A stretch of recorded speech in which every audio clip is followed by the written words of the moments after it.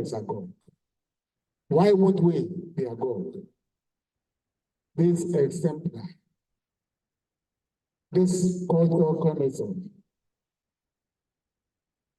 gave a true definition of respect for elders. He said, I am not a believer in automatic respect for elders. Respect must be earned. That was also at the Show Memorial Lecture held about 2-3 decades ago. If Soyinka could confront leaders, the so-called powerful leaders across the nation, who is that commissioner? Who is that governor? Soyinka will not talk to and tell him the bitter truth. Some years back, about 30 years ago, one of his enthusiasts, two-term president of the Forestry Association of Nigeria, Chief J.B. Odebi, asked me to please invite Prof on his behalf to be the chairman of his birthday. And Kogi know that invite, despite the fact that it happened when we lost one great educationist, rights activist, Dr. Citation,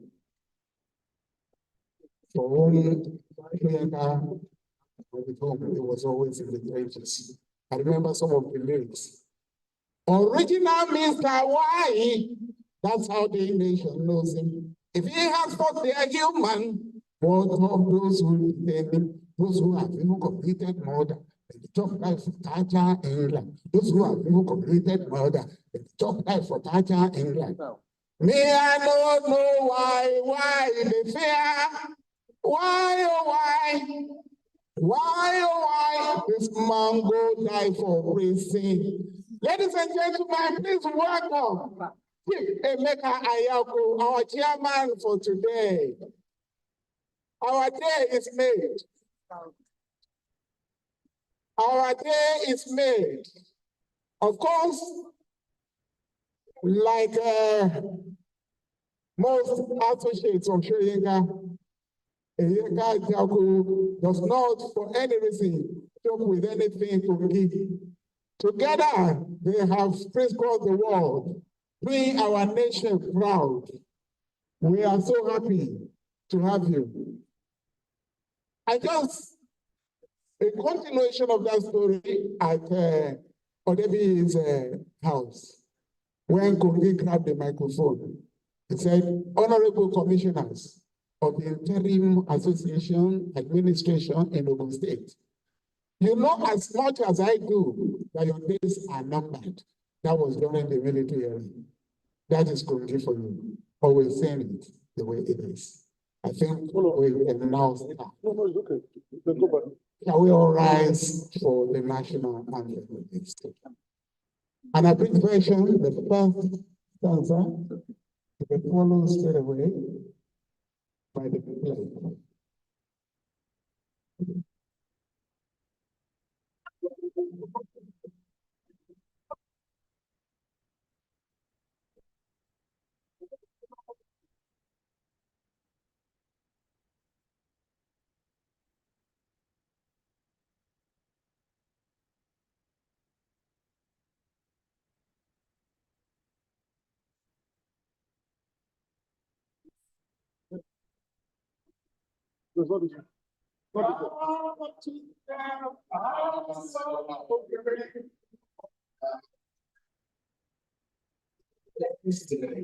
My country, to be faithful, loyal, and honest, to serve Nigeria with all my strength, to defend our unity and uphold our honor and glory. So help me God. Amen. And that is if we help ourselves and walk with God.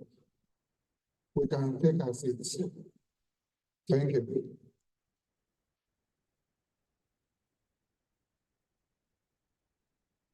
not so much in on the concept of IPO, but you can see not so high, but we have the market customer here. Over to you. Thank you very much for your wonderful presentations. I think it's kind of translated into a poem, and I hope you distribute those copies, the copies of the poem to us. Without much ado, I am going to go ahead and introduce the dignitaries who will man the seats we have here.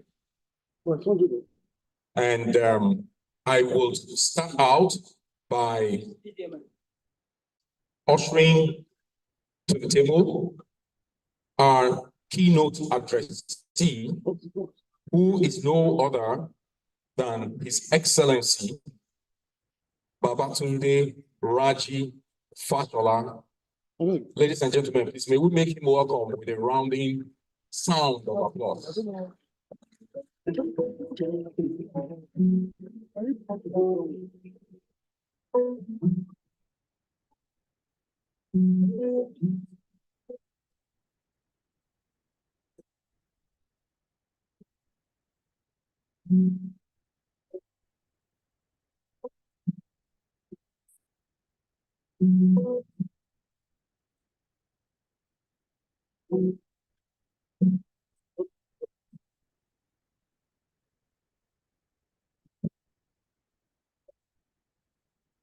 Ladies and gentlemen, I'd like to usher to these higher parts of this environment the chairman, Board of Trustees of the National Association of Seadogs, Pirates Confraternity, Professor Makonju. Professor Makonju.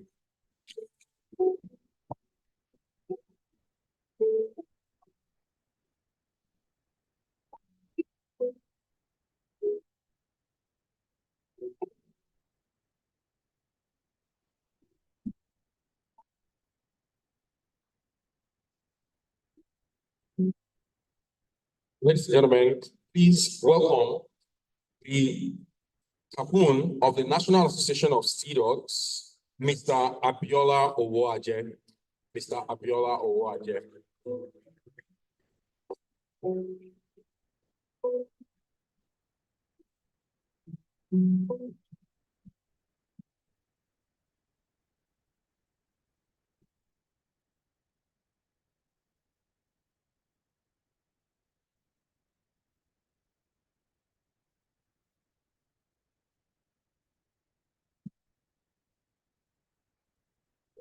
Please join me in making welcome to a very distinguished internationally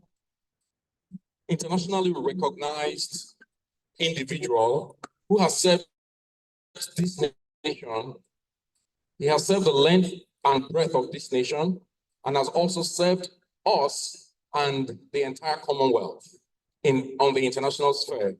Ladies and gentlemen, please join me in giving a very resounding welcome to Chief Emeka Anyoko.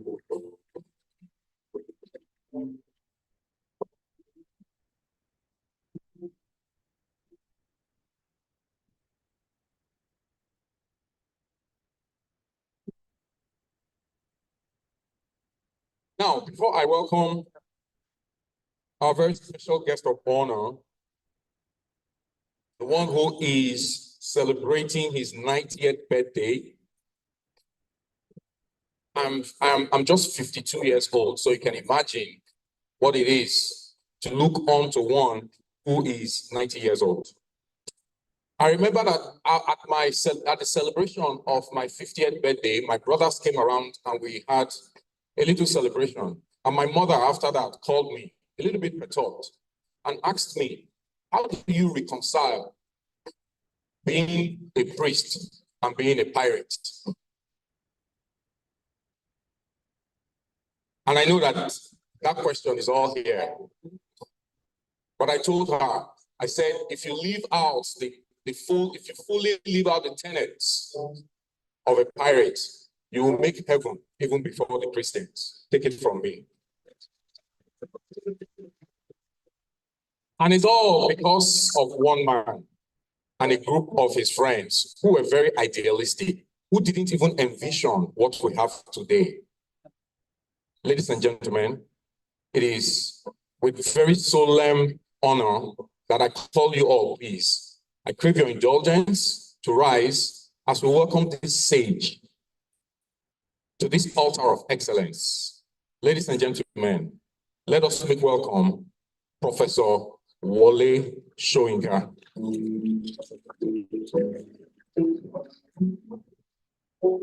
We can do better.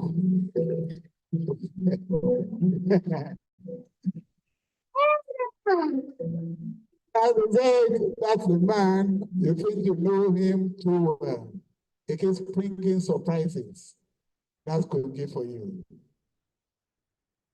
You see, what is it we're talking about today that this sage has not spoken about?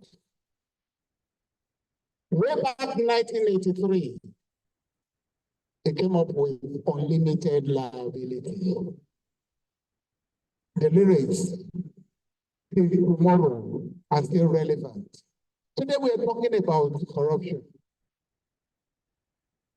One of the lyrics in that song, which we often superficially render, is, if you see 10 kobo, they put you for prison. If you see 10 million, na patriotism, you go get chieftaincy title and national honor. If you see live bigger, then say na rumor. Monkey they walk, baboon they chop sweet panded yam. Someday it goes stop. I love my country and no go lie. Now inside I'm a go live and die. I know my country and no go lie. Now in my me go die till I yap till I die. We no go die, we go yap till we die. Ladies and gentlemen,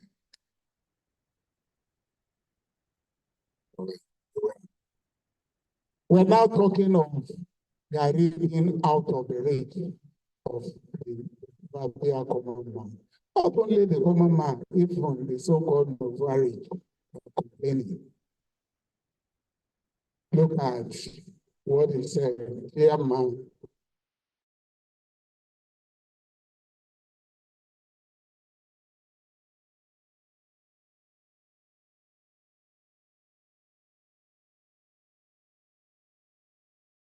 You sabi waka o, we look for you, but very hard for Argentina. Why you be up north? With kings and presidents, common guy, he don't become laws. That was 1983. Emmanuel. All right, ladies and gentlemen, thank you very much. And let's give a round of applause for that beautiful rendition. The last introduction is, I would love to introduce the chairman of our governing council, Chief Dr. Basi Ede, and he will be representing Kongi himself on this altar of excellence.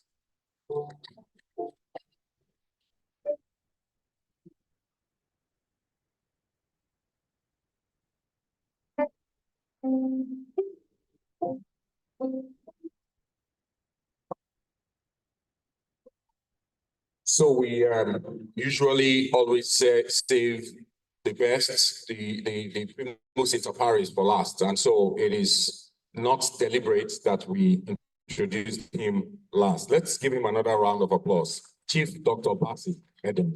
All right. Moving on very swiftly, I would like to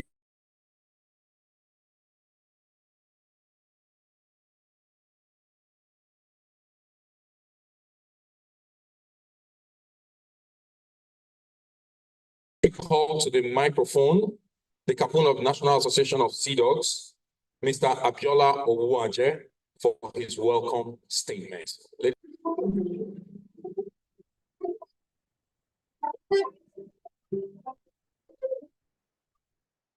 Chairman of the 26th Wole Soyinka Lecture Series, Right Honorable Chief Emeka Ayoko, former Secretary General of the Commonwealth, the guest speaker, two-time governor of Lagos, and two-time minister, Mr. Babatunde Raji Fashola, senior advocate of Nigeria,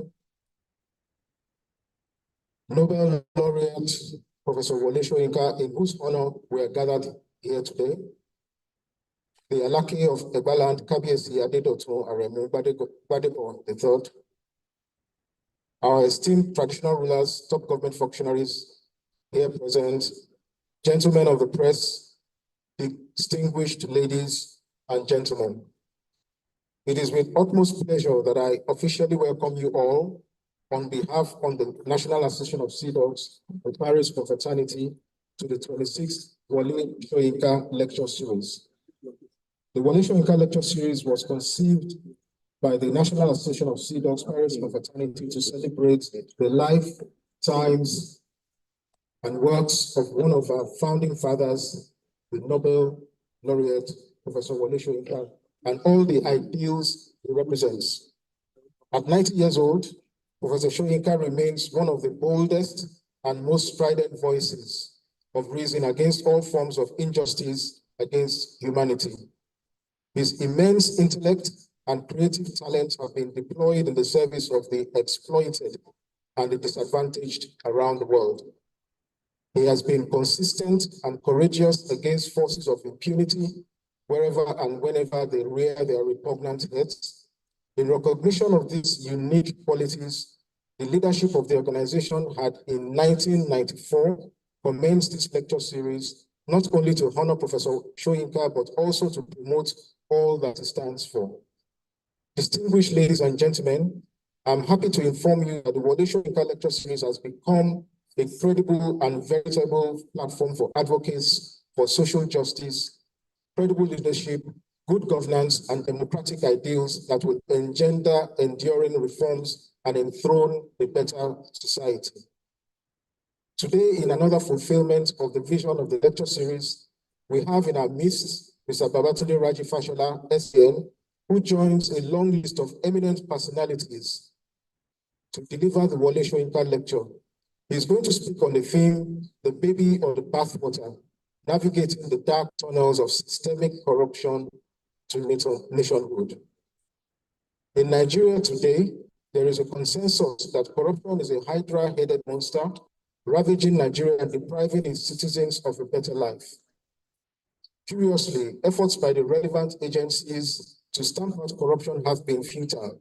It has become a situation of the more you look, the less you see. Perhaps there is merit in the argument that we have approached the fight against corruption with the wrong methodology. We have failed to take into cognizance the systemic nature of corruption, which has permeated public offices and private endeavors in equal measures.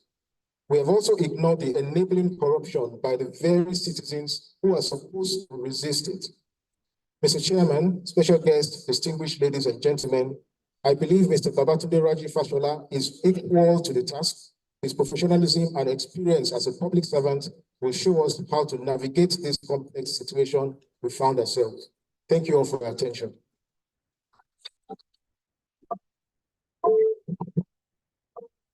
Ladies and gentlemen, I believe we can do better, please. Can we give him a round of applause? Thank you very much. Thank you.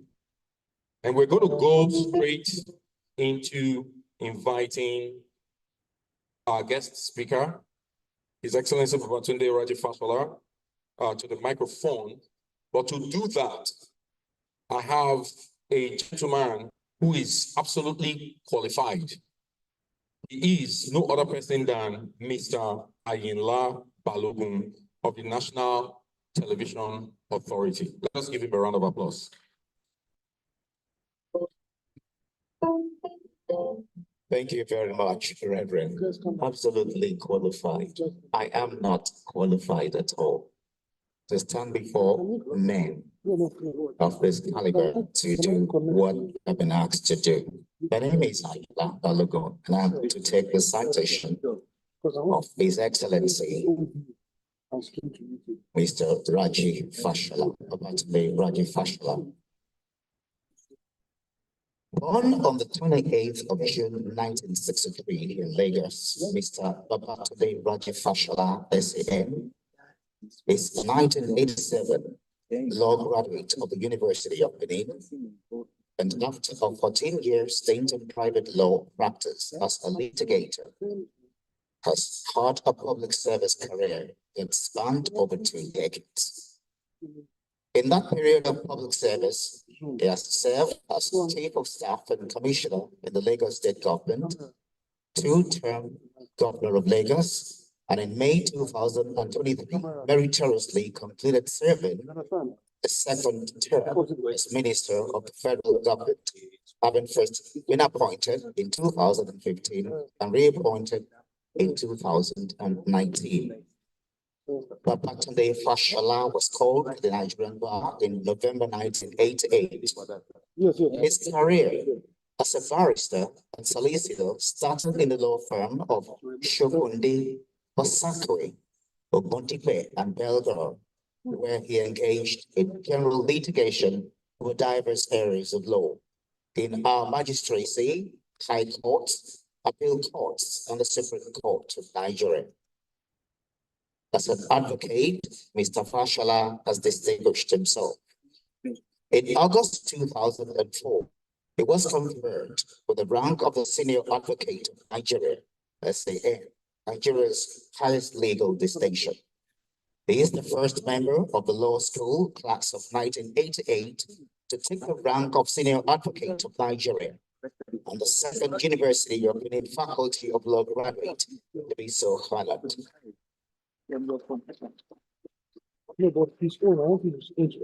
As a public servant, he has served as a less distinction and dedication, and has been acknowledged locally and internationally for his dedication and service. Mr. Babatunde Fashola SAN is the recipient of the prestigious Stephen J. Sellers Award of the International Crisis Group in 2015 for his commitment to building a peaceful and vibrant society. His work to improve social and economic conditions in Lagos, including his role in preventing the Ebola outbreak from becoming a crisis in Nigeria. Welcome, sir. It was listed in 2014 as one of the 100 top global thinkers of 2013 by a global personality assessment organization, Lo Spazio del Politico, LSDP, based in Italy and Brussels. Times Magazine has commended him for the overhaul of Lagos infrastructure, while The Economist magazine acknowledged him as a rare good man and a governor who does his job well. Mr. Fashola SAN is patron, chair of the Institute of Arbitrators, CIA, member Nigerian Bar Association, MBA, member International Bar Association, IBA, fellow of the Chartered Institute of Taxation of Nigeria, CITN, notary public of the Supreme Court of Nigeria. Mr. Babatunde Rajafashala SAN is married to Dame Emmanuel Abimbola Fashala, and they are blessed with children.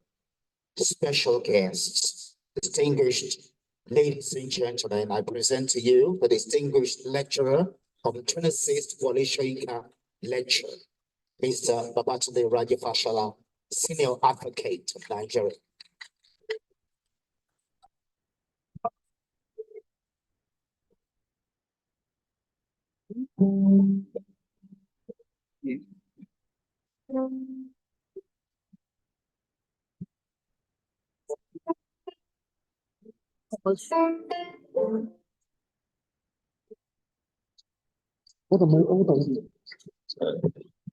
Good morning, and I think it's still morning, distinguished ladies and gentlemen. What are we doing? Are you putting? Well, I think that I'd like to first thank Mr. Abiola Waje for giving me this privilege to be your speaker for this year and for the 26th in the series of what is clearly a very worthy public undertaking. But let me say that until about 3 months ago, I did not know that Mr. Uwaje was a member of the National Association of Seadogs. So he served with me. I met him in London during my campaign as governor. He was a very pivotal member of my London outreach then in mobilizing our diaspora community, not only for outreach for votes locally, but also contributing towards funding that election. And in the course of my public service, he agreed to come and join. And let me take this opportunity to thank him again for offering himself in the service of the people and government of Lagos, and to say that he served us with merit and he served with distinction and without scandal. Thank you very much. So when he asked me to do this, it was not only an opportunity to acknowledge and thank him for his service, but also an opportunity to felicitate with somebody who has also been a very strong pillar of counsel and support for me in the entire course of my 2-decade-plus public service career, who now turned 90. And whilst I was not sure what I was going to say today,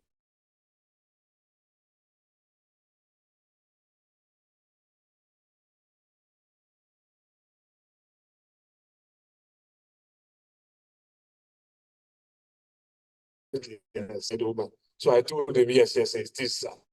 And I knew I had to get down to work.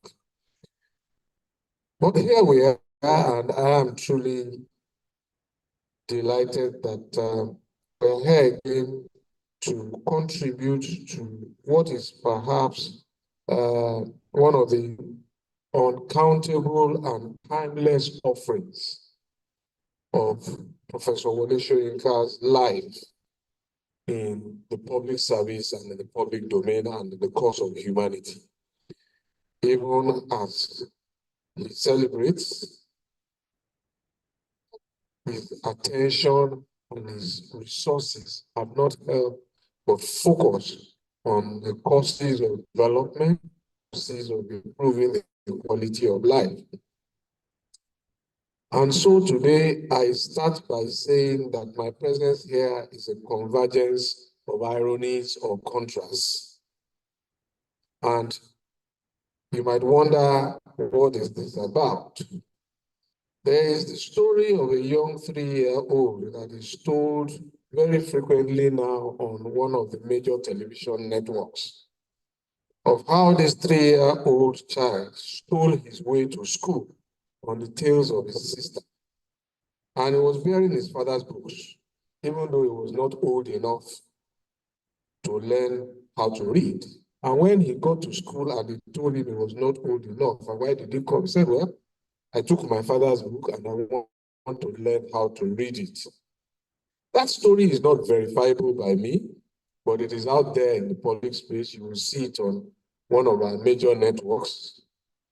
But it sounds plausible and believable, given the person that it is about. Many plausible and sometimes impossible things were made to happen by him. But that 3-year-old has pursued knowledge even when he was ineligible. That knowledge has brought him global fame. It has brought him acclaim, and it has brought him honor. And he is the subject of our gathering today as we continue to commemorate his 90th birthday anniversary. So maybe sometime in the course of today, Prof will validate or deny that story. If he stole his way to school when he was ineligible. But wherein lies the irony, you might ask? The irony stands before you. I was eligible for school, but I didn't like school. So I stole away from school. And when I tell people, they say yourself, no, you don't want to remember that part of my life. I ran away from school, really. I prefer to play football instead and do other things. Why should anybody go to school? I argued. But in spite of myself, I was impacted.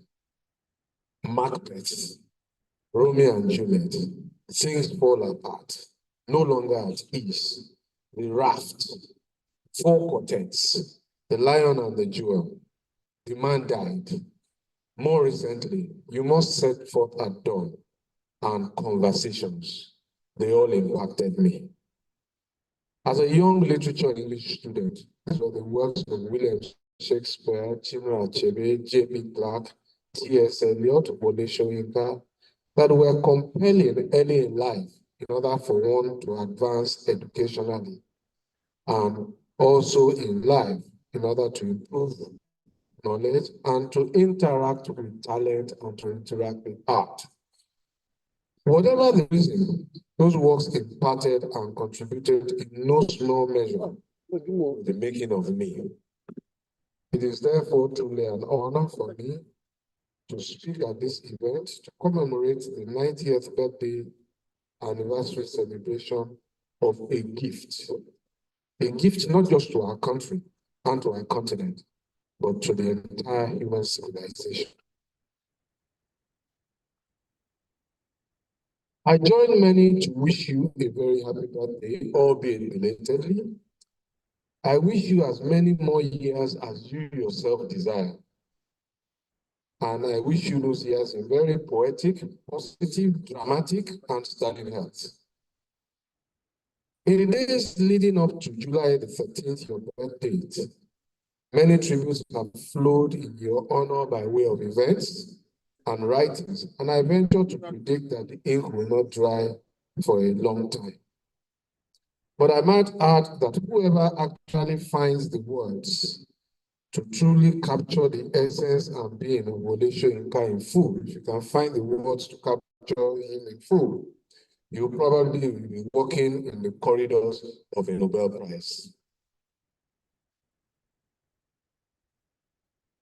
Somebody has told us here that somebody once said, well, you will need elephantine-sized mouth to describe it. I think that if you can fully describe it, you might yet win another Nobel.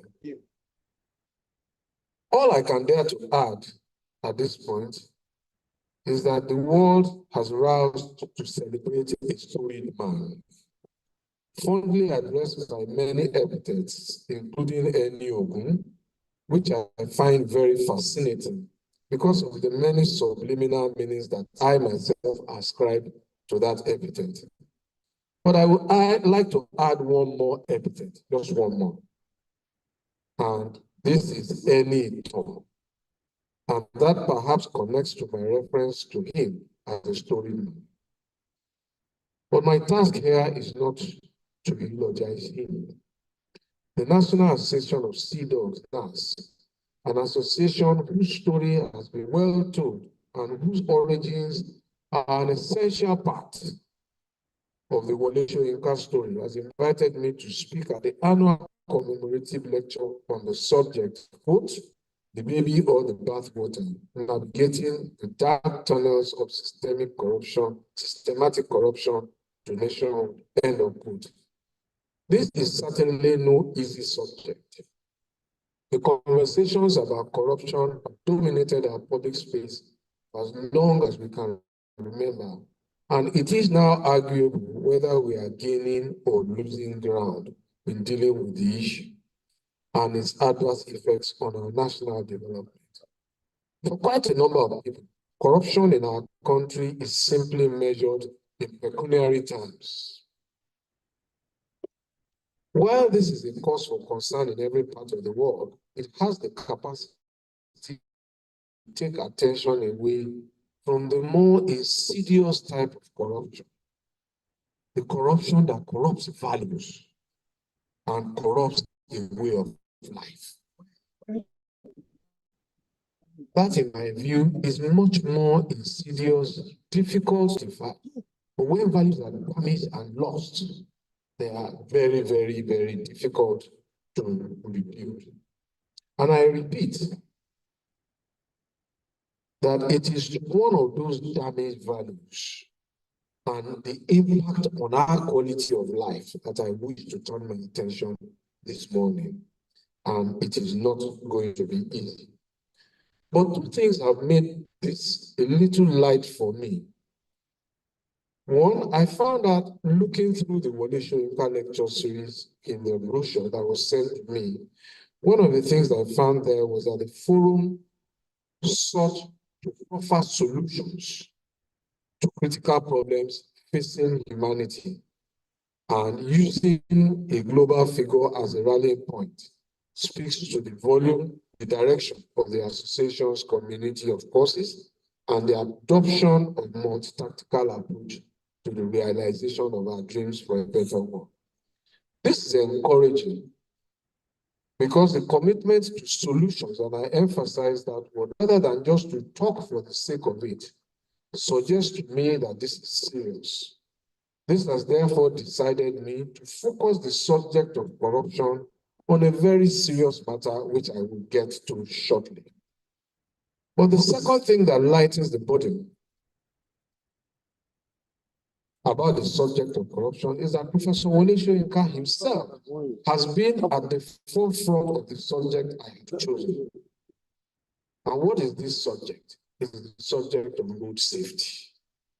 That's what I want to speak about today. And I will attempt to link it to the theme of the series. In his own series that he published under the title Interventions, in volume 5, there's a chapter called, quote, How Salahu, end of quote. And for those who have not read it, time and space constraints only permit me to say that this is about his frontal engagement and refusal to surrender to egregious conduct, impunity, and fraud in the Oyo State Road Safety Corps, which was a forerunner to the Federal Road Safety Corps.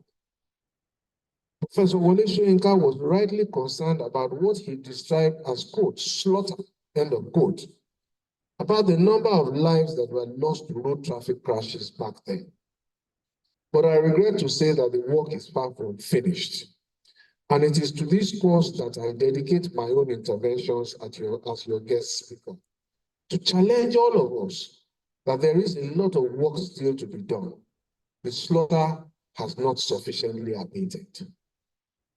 In the course of my public service career as Minister of Works, there was a monthly report that was copied to me. And remember those two words, monthly report, and it was copied to me. So it wasn't addressed to me, but I used to get a copy. The report used to be compiled by the Corps Marshal of the Federal Road Safety Corps. And it used to be addressed to the office of the Secretary to the Government of the Federation. So that was the address under the presidency, the office of the SGF. But I used to get a copy as Minister of Works. It was never pleasant reading. It contained reports of road traffic crashes across Nigeria's approximately 200,000 kilometers of federal road network. Every month, hundreds of people, Nigerians and probably non-Nigerians, lose their lives to road crashes. Apart from damage to public and private property, many have been disabled and rendered unproductive from crashes that I believe are preventable. But before I continue my discourse, permit me to be graphic and to illustrate the dimension of the size of what I speak about by sharing a summary of one of the reports with you. Just a summary. And I'm quoting, open quote, a total of 1,111 road traffic crashes were reported from across 36 states of Nigeria and Federal Capital Territory in the month of October 2022. These crashes had claimed the lives of 449 persons. Remember that number, 449, which represents 6% of the total number of people involved in road crashes, which was 6,458. which also left 2,780 people injured. Analysis also shows that crashes in the month of October 2022 decreased by 3%. So October 2022 was a 3% decrease when compared with the previous month of September 2022. So imagine what happened in that month. And there was an increase by 10% as compared with the corresponding month in 2021. So if you did a year-on-year analysis, it was a 10% increase. End of quote. Now, I will also now quote where the crashes predominantly took place. And this is what is there. I'm reading the report, excerpts or verbatim. Below are states with the highest number of crashes within the period under review.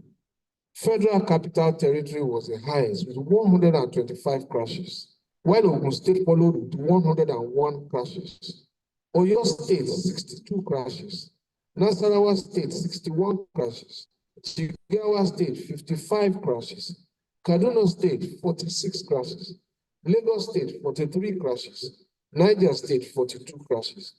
These are the top 8 states with crashes above 43 crash cases. But the lowest crashes were recorded by Bayelsa and Akwa Ibom states with 4 and 4 crashes respectively. End of quote. The thing to note is that we lost 449 souls in only 1 month. And the next thing to note is that this is only 3% lower than the number in September of the same year. What I can say is that on the average, 400 lives were lost every month across Nigeria in road traffic crashes. Just think of it. Every month. If those approximations and movements are anything to go by. So if we multiply that number by 12, the tally is horrific. And I will not aggregate that number in this conversation because I do not want the headlines tomorrow to be about the gross number of lives that we lose. What I wish the headlines to reflect, hopefully, are the things that we all can do as part of the solution offering that inspires the convocation of the Wole Soyinka lecture series, and I will come to some of them shortly. For now, it is sufficient to mentally aggregate the total number of lives lost annually. And if we lose averagely 400 monthly and remind ourselves that they still evoke the slaughter that steered Wole Soyinka towards a better road safety culture many years ago. We must also add perhaps the fact that insecurity, which has engaged our national attention for about a decade and a half, whether by way of terrorism, insurgency, herdsmen as farmers clashes, or kidnapping perhaps, have not trumped this figure of casualties. Let's think about it. Do those incidents cost us 400 lives every month, year on year? Let's think about it. But while I doubt that they do, insecurity has become a major campaign and electoral issue. It was an issue during the last election, it was an issue in 2014, 2015. Candidates spoke about what they could do and what they would do. But I struggle to remember when road safety or lack of it as a cause of mass slaughter has featured in any of our campaign issues or in our electoral debates. I don't recall. It might have happened and I missed it, but I think this is one way to attempt a solution, and I will get there. But how does this relate to corruption, which is the theme of the lecture, one might ask? Let me attempt to connect the dots by sharing some of the data about the summary of the major causes of these gruesome tragedies from which families are now daily living in trauma. So, speed violation is 51.7% of the total probable causes. Remember that. Speed violation, 51.7%. Then followed with fatigue, 15%. Sign light violation, 5.9%. Dangerous driving, 5.4%. Route violation, 4.5%. Let us quickly look at the categories of vehicles that are involved as shown by the report. It shows for that month a total of 1,613 vehicles were found to be involved in road traffic crashes in the month of October. Statistics also show the types and categories of vehicles involved and the percentage each constitute. Cars constituted the highest number with 469, representing 29.1%. Motorcycles followed with 385, representing 23.9%.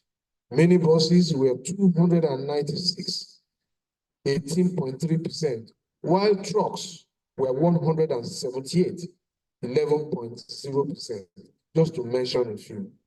In the vehicle categories, commercial vehicles constituted the highest with 66.5%. Let us remember that again when I get to solutions. 66% commercial vehicles. Overspeeding, 51.7%. That's major cost. And then, of course, private vehicles followed with 30.9%, while government vehicles constituted 2.6%. 2.6% government vehicles. So just keep those numbers in view. I will get to them shortly. So if we know the causes, and we know the major locations, and we know those that are involved, we should be able to do something to reverse this trend. That is what I think. This is more so because we have legislation at federal level, such as the Federal Road Safety Commission Act of 1988, and the regulations that have been made under it. In the same way, we have enacted road traffic laws in virtually all the states of the Federation. But the question is, how have we applied these laws? And how have we responded to each crash? How? So let me offer a response to the latter question. How have we responded to each crash? The data clearly shows from the positive factors that I have shared that 51.7% of crashes is caused by overspeeding. So, but what have we done? We have really bad roads. That's what we have done. Very often, that's at the fault the road was bad. And we have pointed a finger at government. But the evidence of crashes points at our own conduct. Overspeeding. So when we match the evidence with our response, it's very comical. When we pause to think about it, right-thinking people will look at us and say, really, are you for real? Overspeeding on a bad road? It doesn't make logical sense. If you tried to overspeed on a bad road, really, they will think that you require some form of mental evaluation. Given the intensity of speeds that we're talking about that cause these fatalities. Even driving itself at that speed on a bad road would be a very uncomfortable experience for you, the driver. But that's the default button we have pressed. But let me go to the former question. What have we done about the laws? I regret to state that we have much more work to do there. If we remember that overspeeding is more than half of the problem, and this is huge. So let us go to the laws that require mandatory testing and certification before you get a driver's license, which authorizes us to operate a vehicle. Let us remember that a vehicle is not a toy. It is a machine that you must be trained to operate. It's not a toy. So These are some of the dots that I wanted to connect between road traffic crashes and corruption. So let's go. How many of us here, and I think I want us to be a little interactive here. How many of us drive or operate a vehicle? So I do. Fair enough.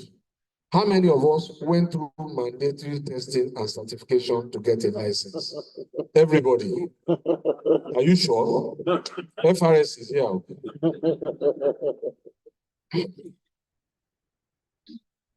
How many of us drive with a valid driver's license now? Okay. I like this poll.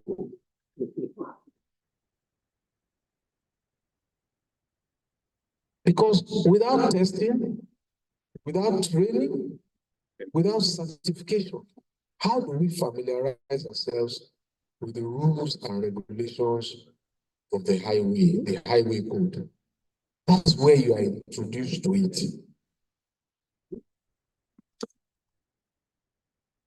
And that is what defines proper road culture and behavior. How many of us know the speed limits on particular highways and how many observe them?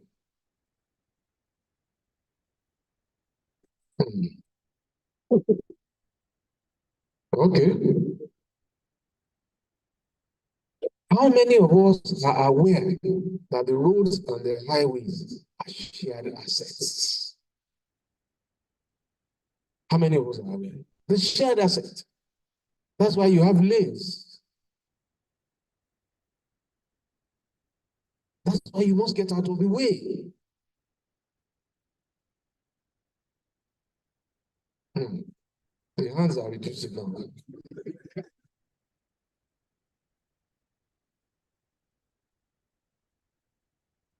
How many of us earn our living from setting up shops and building posts on major roads and highways and constrain the right of legitimate road users to optimize the road?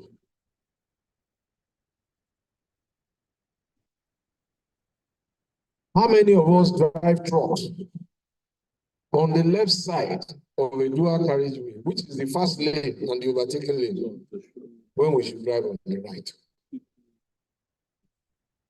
We just need to step out there. You will see enough evidence of what we are talking about, and it is multiplied across the country. How many slow-moving cars take position on the left lane, which is the overtaking lane and fast lane, and refuse to yield, forcing other vehicles to overtake on the right on the blind side?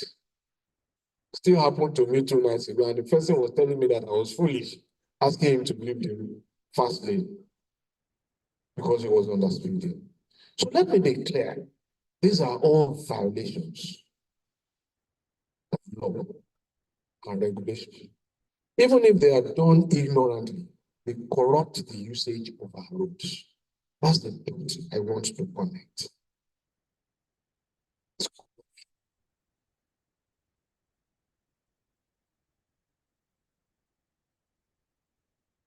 How often now do we see trucks, cars, hand-push carts across our highway? How often do we see tricycles, under-capacitated vehicles on major highways, when by the road traffic law, they shouldn't be on those categories of roads? How many even know that there are certain types of vehicles that can use certain roads under Nigerian law?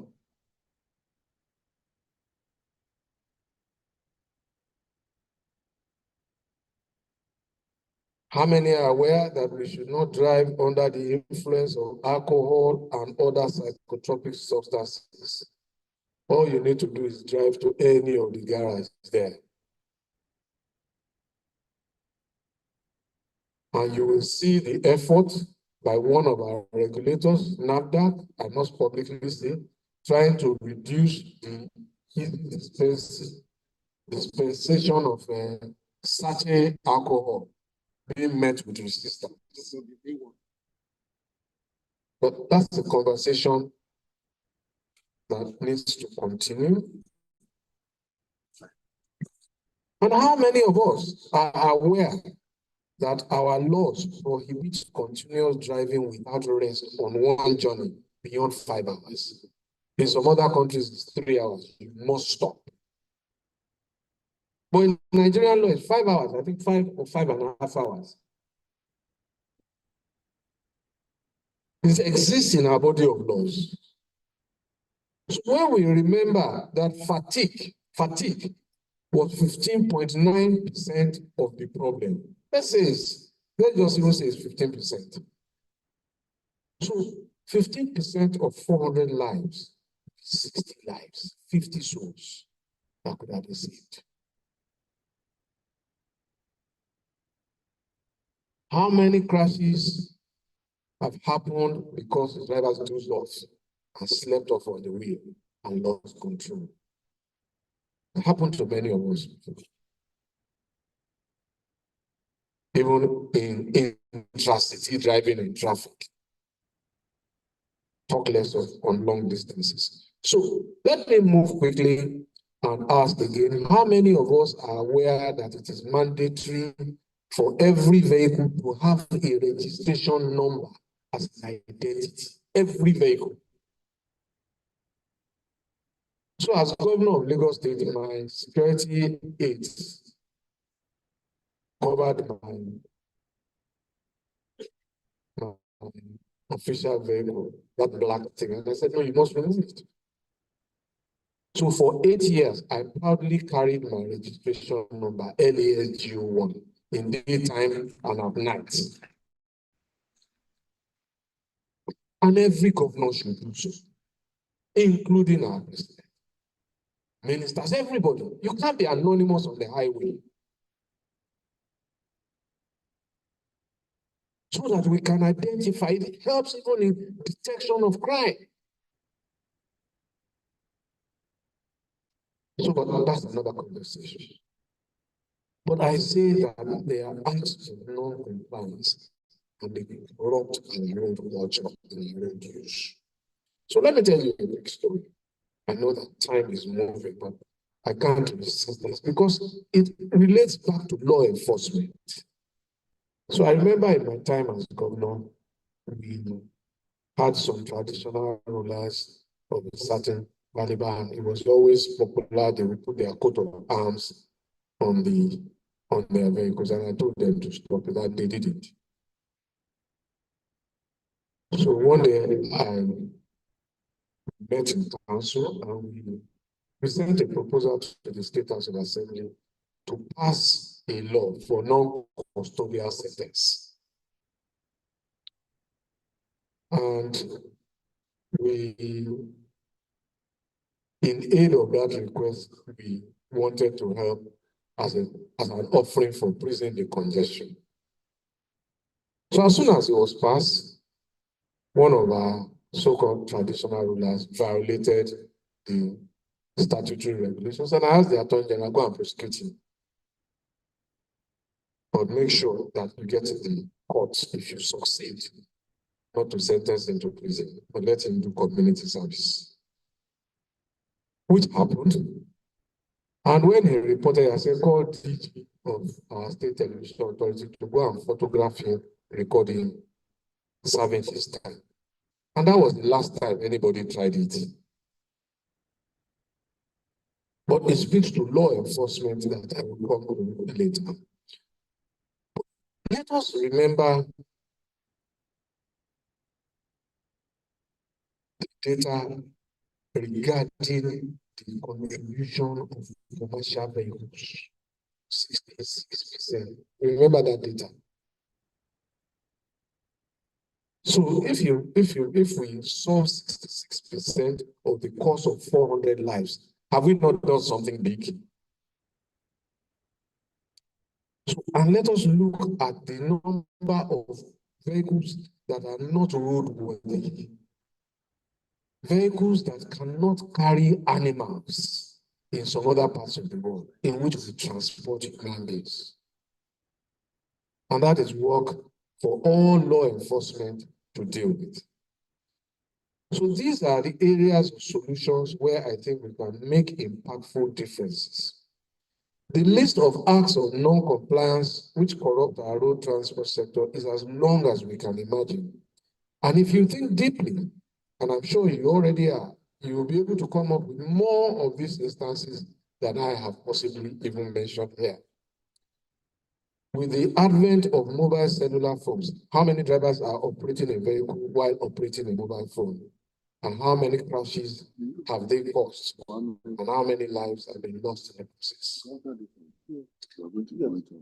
How many commercial vehicle operators have we seen wearing corrective eyeglasses? 66% of the problem, commercial vehicle operators. How many have we seen wearing corrective eyeglasses? Or do they all have 20/20 vision?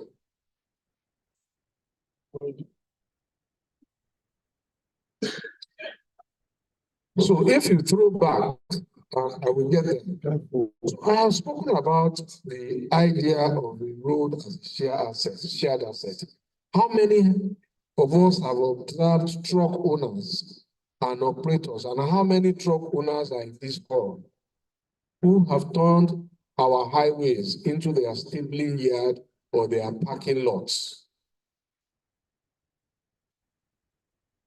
instead of acquiring proper parking and stabling facilities? And this is Ogun State. You don't need to go far. If you go to Ogere, you see all the trucks by the side of the road. But they belong to you and I. We want to do business at the expense of the public.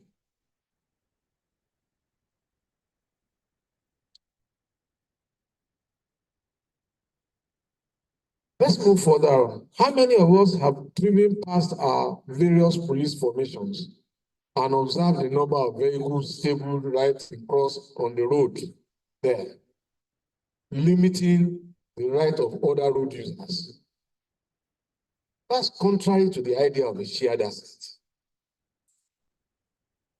So in my time as governor, I hate to do this, but it must be reinforced. What we did was to engage with all the police formations in Lagos, because we really asked them that these abandoned vehicles that you put here after how many years, during the trial of the cases that emanate from them, how many times do you take the vehicles to the courtroom as evidence?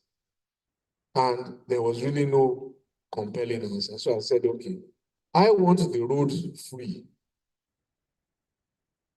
So we provided a digital camera and a laptop in, I think, 97 or so divisional police officers in Lagos to help them document the vehicle and hand it over on bond back to the owners. So that when trial starts and you need them, they can represent them in the documented form, and they may have repaired them. But really, why are you keeping them by the side of the road? But this is the only place where I see it happen. And needless to say, it worked for the time I was in office. The vehicles reduced across police formations, those who took notice, if you were familiar. But as soon as I left, the status quo returned. But the corruption in these practices by truck owners, police station, is that, as I said, they effectively deny all of us of unimpeded access to what we jointly own. The road is a joint asset. And you must use and live.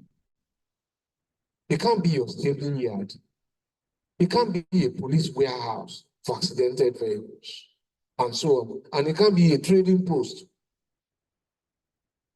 for anybody who wants to do business. Again, as I said, these are acts that corrupt our road use culture. But the story is not complete. I don't know how many of you have observed motorcycle operators now wear some form of police color or military fatigue. Have you noticed them? You haven't? Hello? So have we also observed that the many commercial vehicles, 66% of the problem, many of them now carry stickers and labels with words like this on those stickers: Gallant Mopo, Have you noticed them? Mopo represents growing for mobile police. They also have labels like quote, infantry. Have you noticed? Suggesting a military affiliation.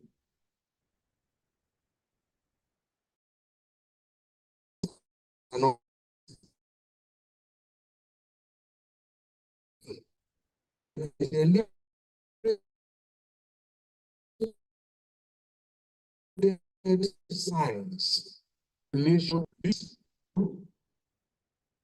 and that they are therefore immune from sanction in a way that they are above the law, in violation of their constitutional responsibility and in clear conflict of interest. I think some of these examples clearly make the case for the urgency of now for us to seek solutions to slaughter that Wole Soyinka set out to stop. Without any doubt, our road use and safety culture can benefit from a makeover. And this brings me to some solutions before I conclude. The data I have shared earlier is very helpful in the design and in the implementation of solutions because it tells so many things about the problems we are confronted with. Amongst other things, the data points us in the direction of the parts of the country where the problem of road traffic crashes is most prevalent. It points to 8 states, including the FCT in Abuja, namely Ogun, Oyo, Nasarawa, Jigawa, Kaduna, Lagos, and Niger. If you add the FCT, that makes it 8. Let me be clear that these states have done nothing wrong. There's nothing inherently wrong in those states or in the way that they are managed. What I know from my public experience, public service experience, is that these states feature because major federal highways that bear the largest volumes of traffic pass through the states. So Ogun will feature because of Lagos-Ibadan Expressway. Kaduna will feature because of Abuja to Kano Highway. FCT will feature because of the FCT road that takes you to Nasarawa all the way to Makurdi, and so on and so forth. So they haven't done anything wrong. But the data is also very helpful because it indicates that this is where we should concentrate our resources if we want to stop the problem. It tells us that Bayelsa and I think Akwa Ibom had only 4 crashes in that period. So, but in addition to knowing where the problem is most prevalent, the data also tells us the biggest cause of the problem, namely speed violation, 51%. So that's 200 lives on its own, plus. Hypothetically, if we use the data. But if we add 51% to fatigue, which is 15.9%, and we add 5.4% dangerous driving and 4.5% roof violation, all of these are things in control of the operator of the vehicle. They have nothing to do with the condition of the road. It's the operator of the vehicle. If he controls this, then we're in a good place.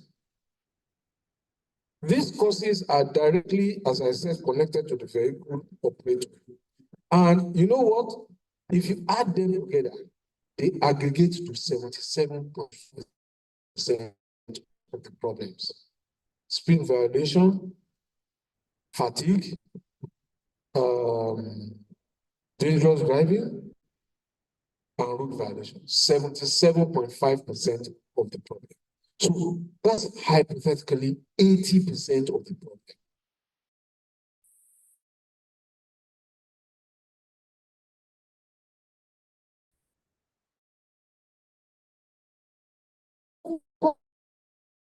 Our attention on this in those locations. data is not done. It's very generous data from FRS. It also tells us the kind of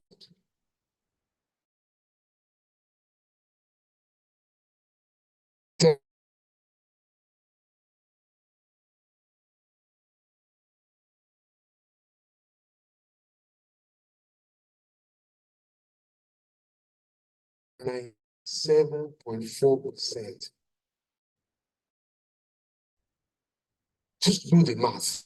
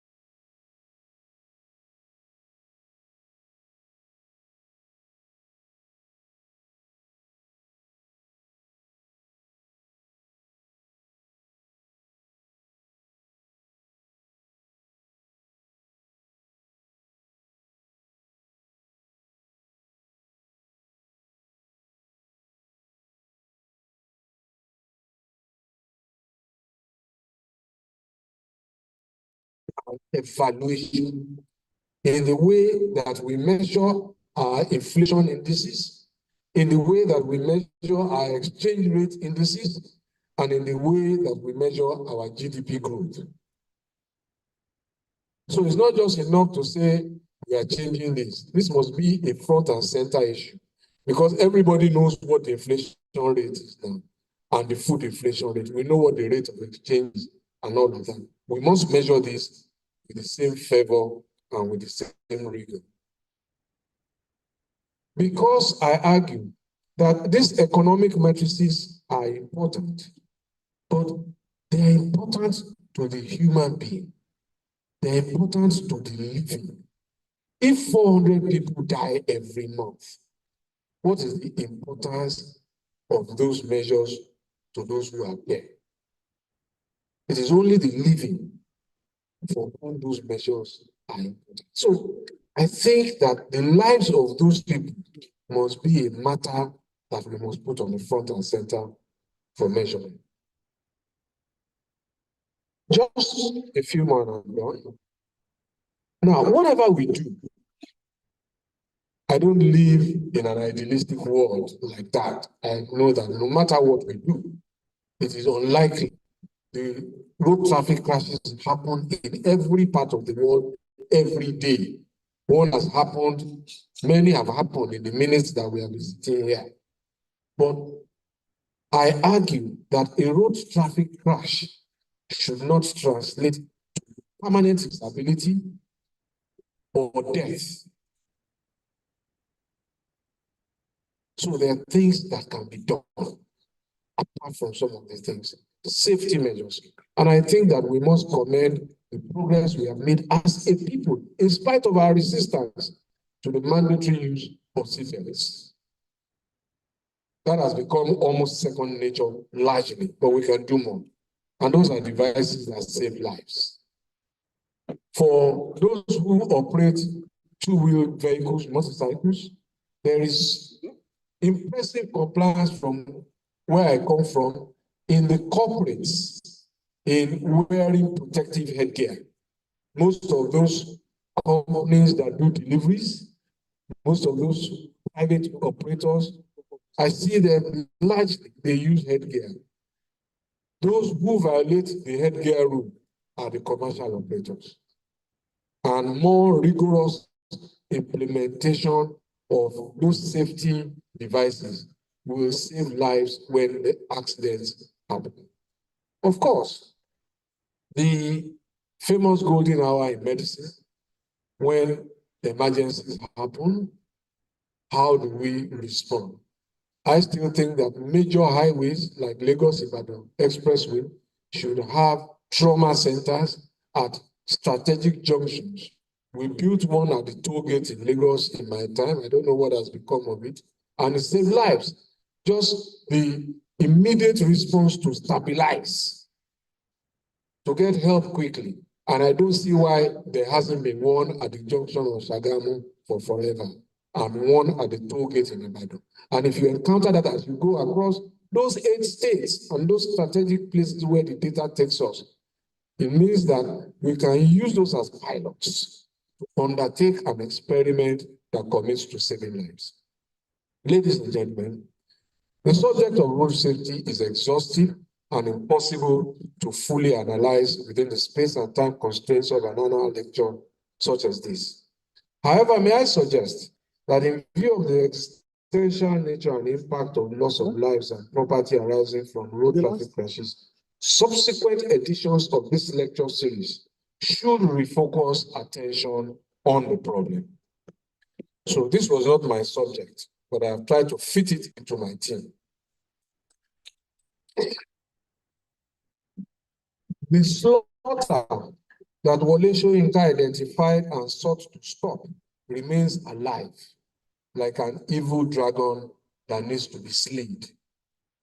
If there was one thing that I think truly honors Wole Soyinka, it would be for all of us to join him to slay this dragon of the slaughter on our roads. This perhaps would be the perfect icing to the cake of a life that has been well lived in the service of humanity. Once again, sir, Happy birthday. Very happy returns.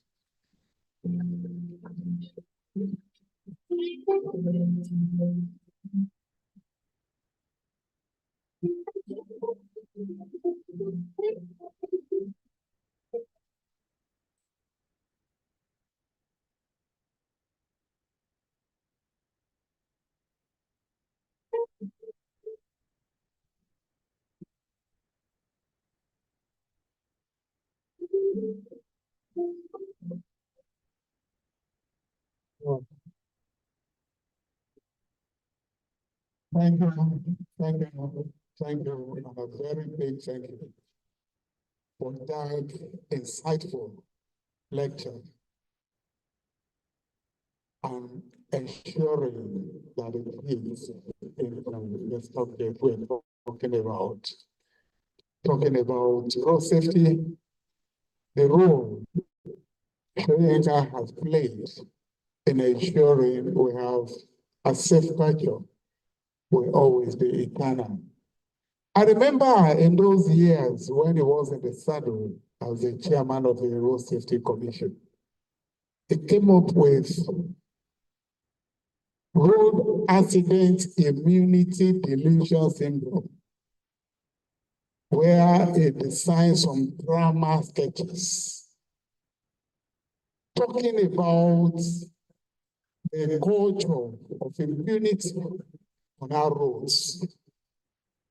Talking about people believing, perhaps maybe if you have some charms buried in your heart, that can always prevent accidents. Of course, we had the degree type. Those ones, because they think they are educated, they can do whatever they like on the road. We have the impress them type. You need to see those drama sketches. So our people in road safety, Kogi is available for consultation anytime, any day. And you'll be glad you did. Over to you. Thank you very much. Ladies and gentlemen, you know, when His Excellency started his speech, he did ask for some public confessions, of which some of us raised our hands and some did not have the moral temerity to raise our hands. You know, as a priest, I hear confessions all the time, and I'll be a hypocrite if I do not do my own confession right here in public. Your Excellency, I'm one of those, before I traveled abroad, who obtained driver's license without testing. The first time I tested was when I had to obtain my driver's license in the state of Maryland in the United States. So I do hope that the people of God will forgive me for my sins, as you have highlighted it. Anyway, His Excellency Babatunde Raji Fashola has presented a very prismatic and analogous view on the theme, the baby or the bathwater, navigating the dark tunnels of systemic corruption to nationhood. It might take a little bit of understanding philosophy 101, logic, to understand where he is coming from. Because I am sure that a lot of us came out here to listen to what we normally understand to be corruption. But he has put it back to us. In his address, he offers a comprehensive perspective on the challenges and solutions in the fight against systemic corruption, which actually begins with each and every one of us here. Socrates, ancient philosopher,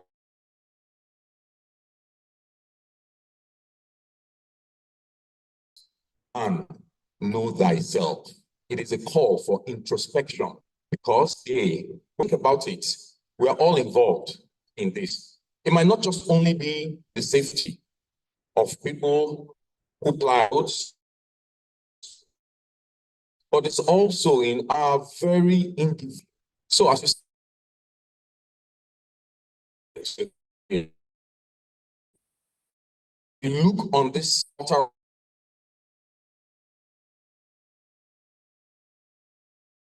I would love us to understand that he has highlighted When we corrupt our values, we dismantle our moral duty, we undermine our collective action for common good, and we end up squandering our shared stake in the society. Ladies and gentlemen, let us give it up again for His Excellency. Babatunde Raji Fashola.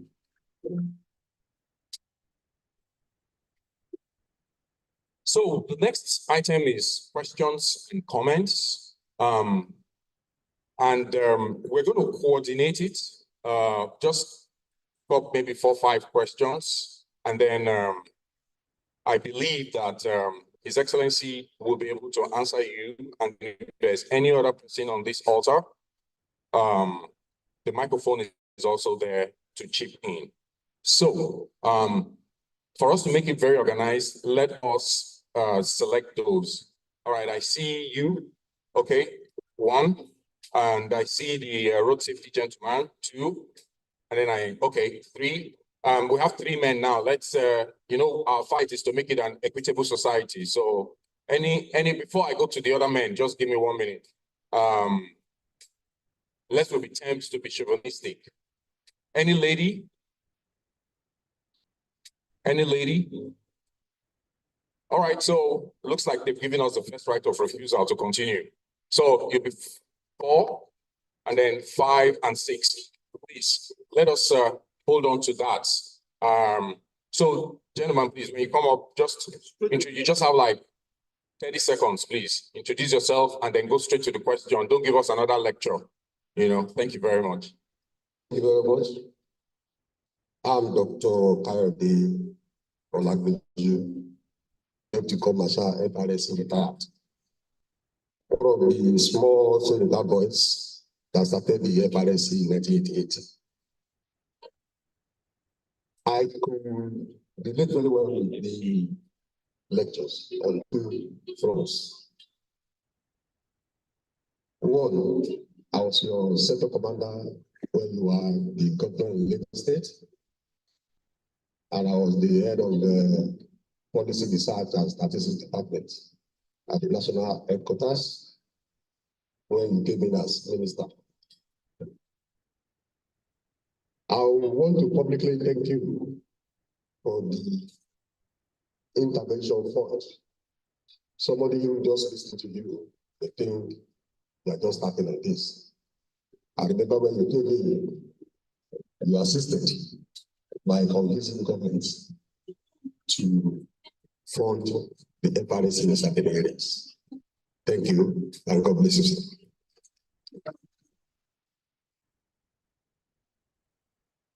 Sir, on the issue of curriculum in primary and secondary schools, we actually did something on that. But at the National Council of Education, we were told that road safety could not stand alone, but rather it will be distributed to different subjects so that instead of having road safety as a subject, we have road safety topics distributed across the subjects. Now that you have brought this issue up again, and are bringing FRSC to focus, we will appreciate if those in authority now will visit that particular and to make it a standalone subject. So I thank you very much for this. I also believe, lastly, that corruption is a reflection of our compliance to road ethics. We also want to see how disciplined a set of people is. We watch them on the road. Thank you very much. So number 2, yes, please. This is a section. A segment of this program is for questions and answers. I do understand that we all have, comments to make. It's for comments actually. I apologize. So thank you very much for those valid points that you made. Let's give him a round of applause. Go ahead. Thank you, sir. My name is Wole Soyinka, Corps Commander. And I've just been posted to the states at the state sector command. I've not even resumed officially. I'll resume on Monday. But that means this lecture is a very good takeoff point for me. So, when we have what we asked to us, I could deduce that the problem we are having is that of our attitude. You made mention of corruption of value. Yes, that's where the problem starts. Corruption of value. By the questions that the speaker made, we could see where we are getting it wrong. Now, what I want to say is knowledge and attitude at times are always ambiguous. We have this knowledge, but what do we do with the knowledge to guide our behavior? We know what is right, how we doing it. And last is the Baba Prof will still need you more. I will still be with us for many years to come. Now, I could see some old special marshals that started with you. As I read one of your books, let us take the road back from this chariot of death. Thank you. Thank you very much. Thank you. Ladies and gentlemen, please let's give him a round of applause for. So we'll go to the third. Thank you.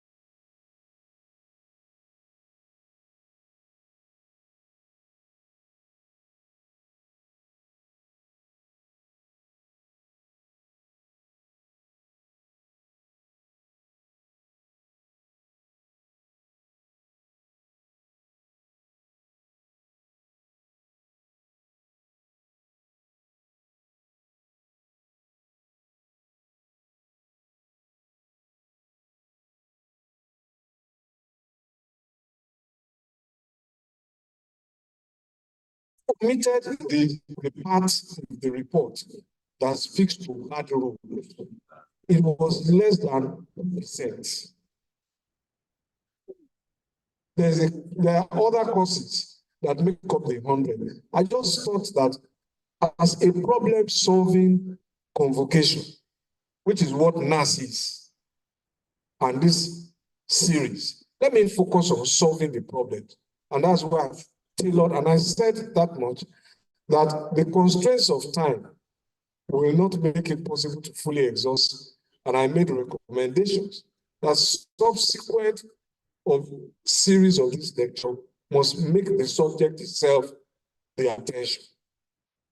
So it's not an attempt to exonerate anybody. But you know what? It's we who die. Government doesn't die.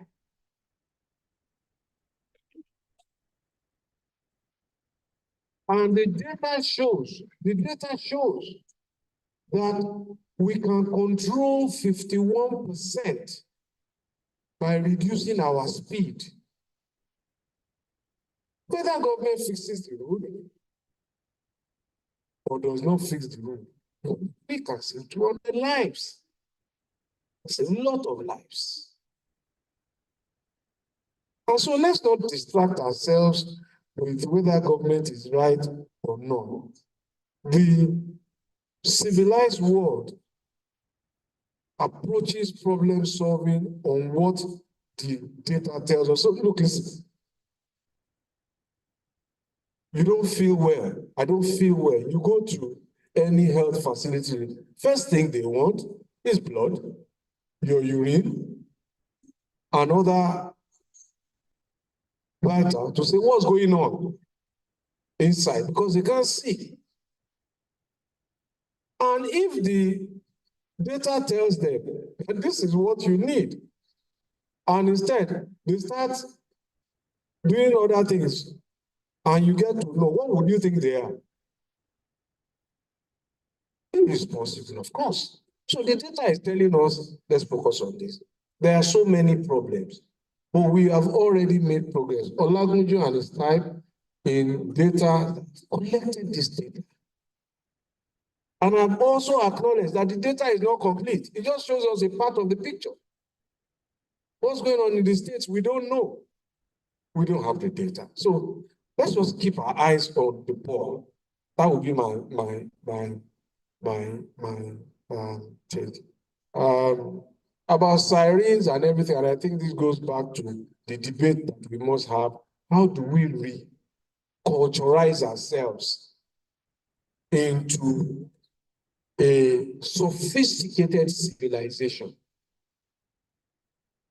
When you look at the definition of siren, what does it say? Loud horn. And you probably find that it's used during emergencies. Are we perpetually in an emergency? So for 8 years, in fact, for 21 years that I served in public, I refused to use it. But I get to events on time because I leave home on time. In any event, you know what? The cars that I drove, I told people, and this is not the first time I'm saying this. People have asked me before, why don't you? I said, look, as governor of Lagos State, for example, my job was to manage the traffic. I get a free car, I get a free house. The people who pay for it are in traffic, then I will use siren to dodge them. It offends the purpose why I took the job. You see, if we don't go back, and I'll go to the first question about education and the curriculum, and perhaps why we should focus on,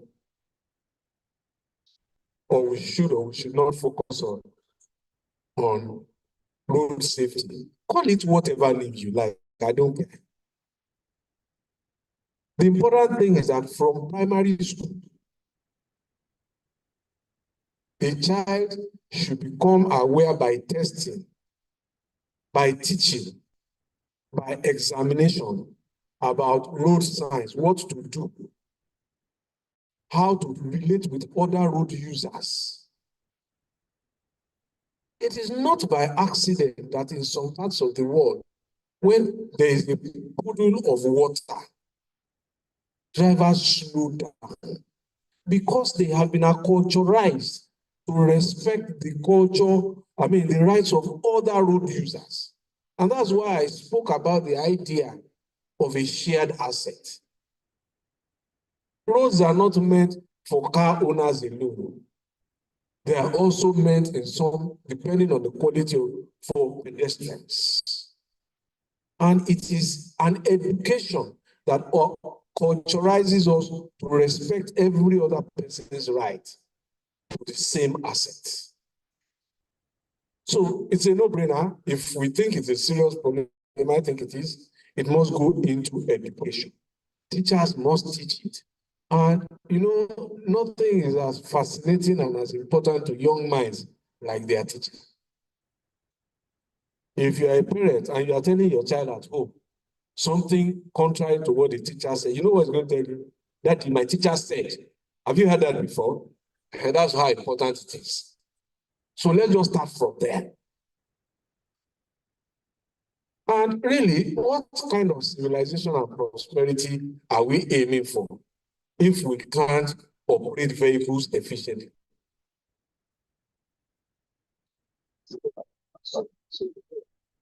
We didn't invent them.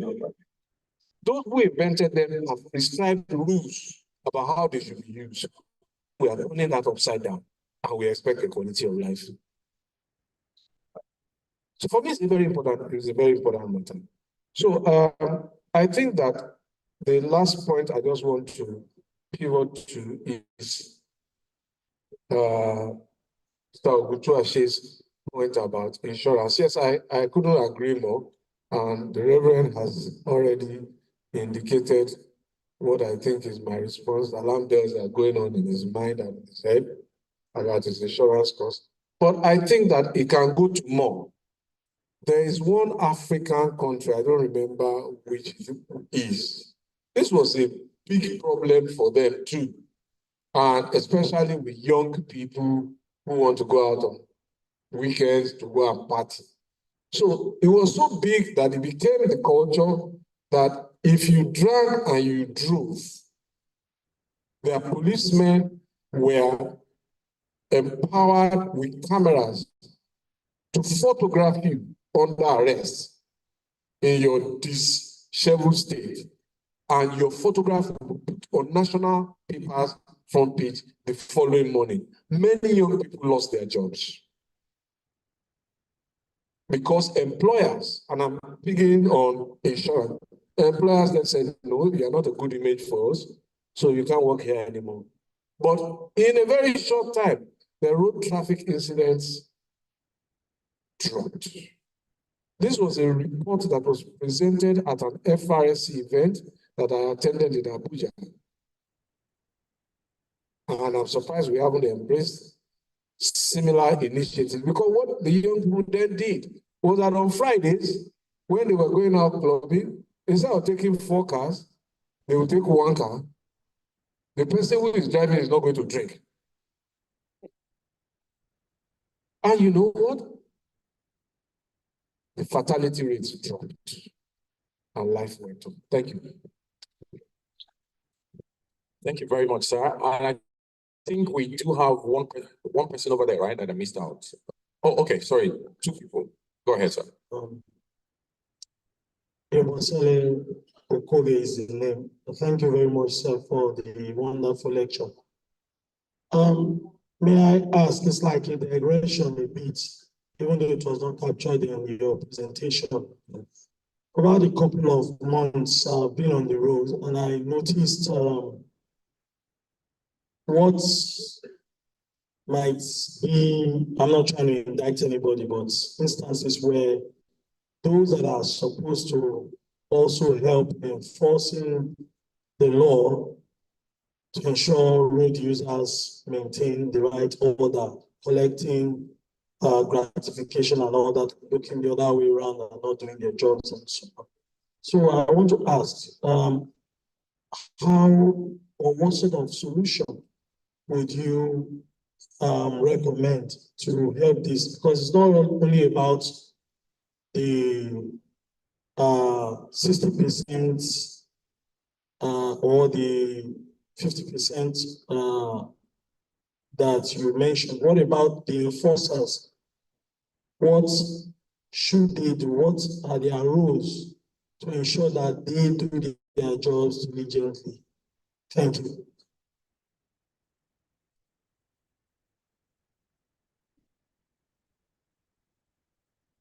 Okay, the next person with microphone, please go ahead. Your Excellency, thank you so much for the wonderful lecture. My name is Ken Henshaw. Mine is a question and also a comment. The crux of your argument, Your Excellency, is that there is a need to enforce a certain degree of rules that ensures safety on the road. That enforcement. And for me, that's the element that is missing. We have a situation where I fear that if we implement 100%, all the recommendations you have proposed will still not solve the problem, because we have a reinforcer that reinforces the problem at every single way. So, for example, I travel a great deal around the South-South region, and I can tell you for a fact that you can travel with any kind of violation whatsoever, with expired tires, without driver's license, with any kind of load whatsoever, any violation, as long as you can pay a fee every kilometer.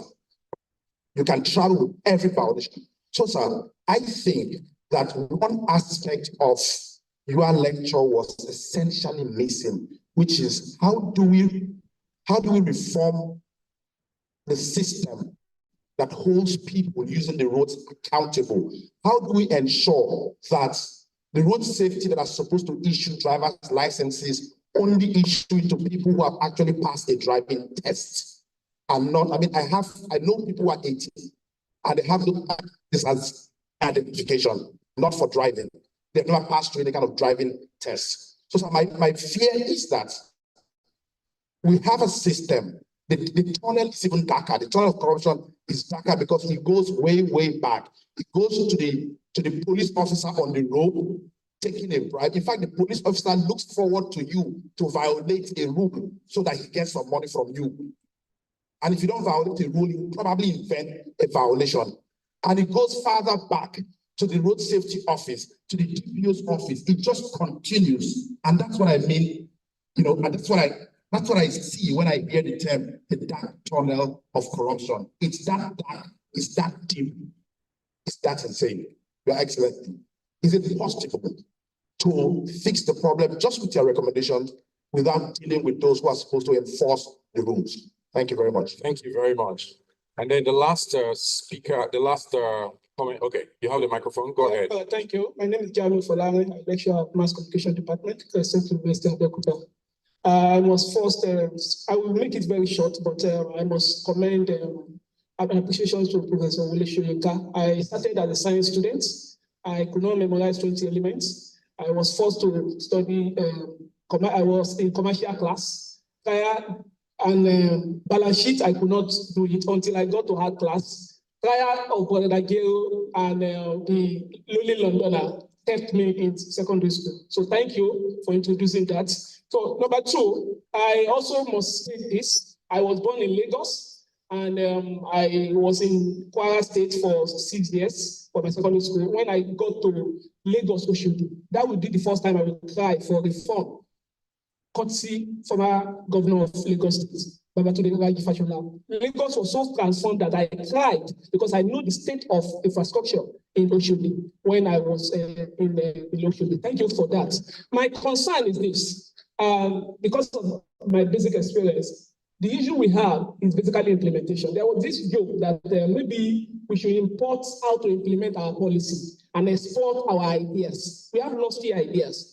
How can we stop security agencies, officials of government, benefiting from the agony of the people through laws that you have just suggested?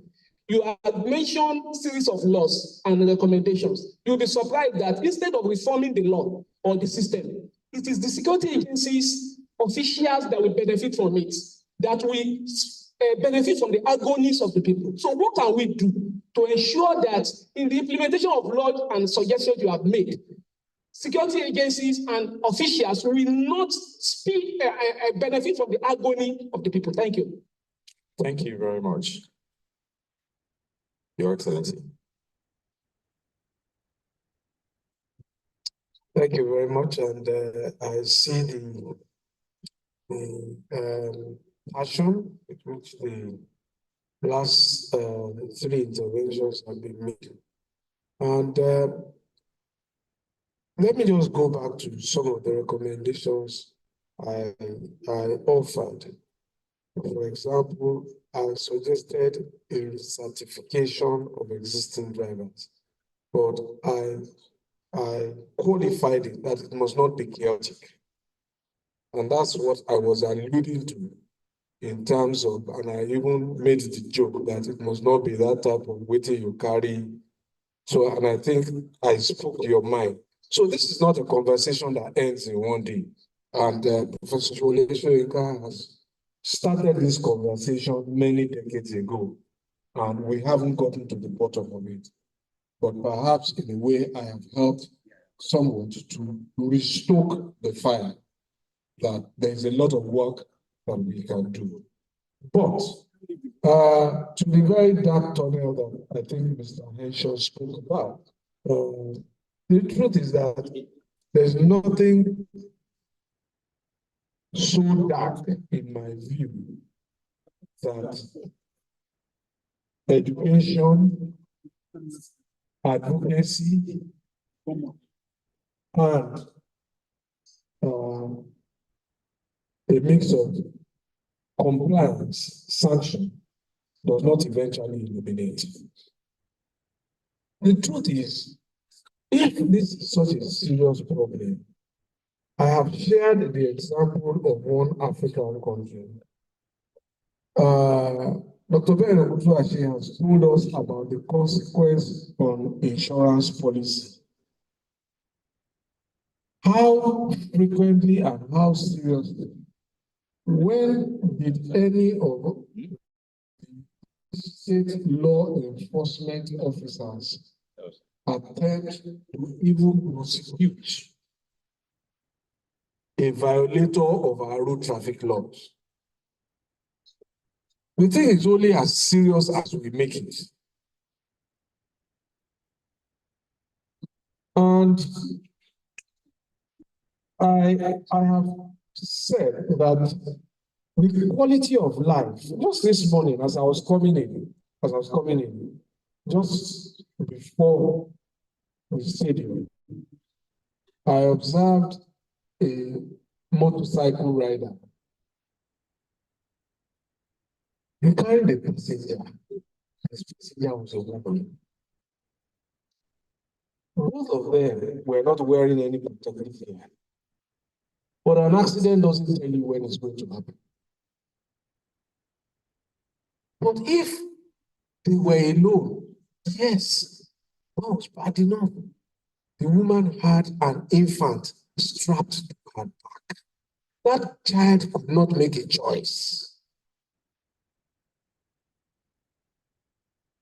So you know what we did back in Lagos? We put a law that child was my child. If you carry any child who can't give consent under 18 on a motorbike, it's me you have carried, and you will go to jail for it. It's existential. And so our democracy, our representative duties must highlight these protectionist opportunities for the primary purpose of government to prevent loss of life and by extension property. So I still think that education is a very, very big touch to shine on this thing. So all of the policemen that we're talking about, the FRSC that you're talking about and all of them, you know, at one time or the other, they were toddlers. And it is how we raise them that defines their outlook to life. But in a very short while, you'll be amazed. Children who are 5 and 6 today, in 10 years' time, they'll be getting ready to write exams into higher institutions. And in 2 decades, you would have produced a new generation of citizens. It's a long haul, but it is a journey we must commence today. In 2 decades, we will see the results. So that law enforcement will then know. Some of the law enforcement officers don't even know that it is an offense to drive against traffic. They don't. And it is how they have been socialized. And I think that we are at the crossroads now where we must make this very conscious choice. And this is not the only thing that will go into our educational choices, but this is one of the ones that I think helps to save lives.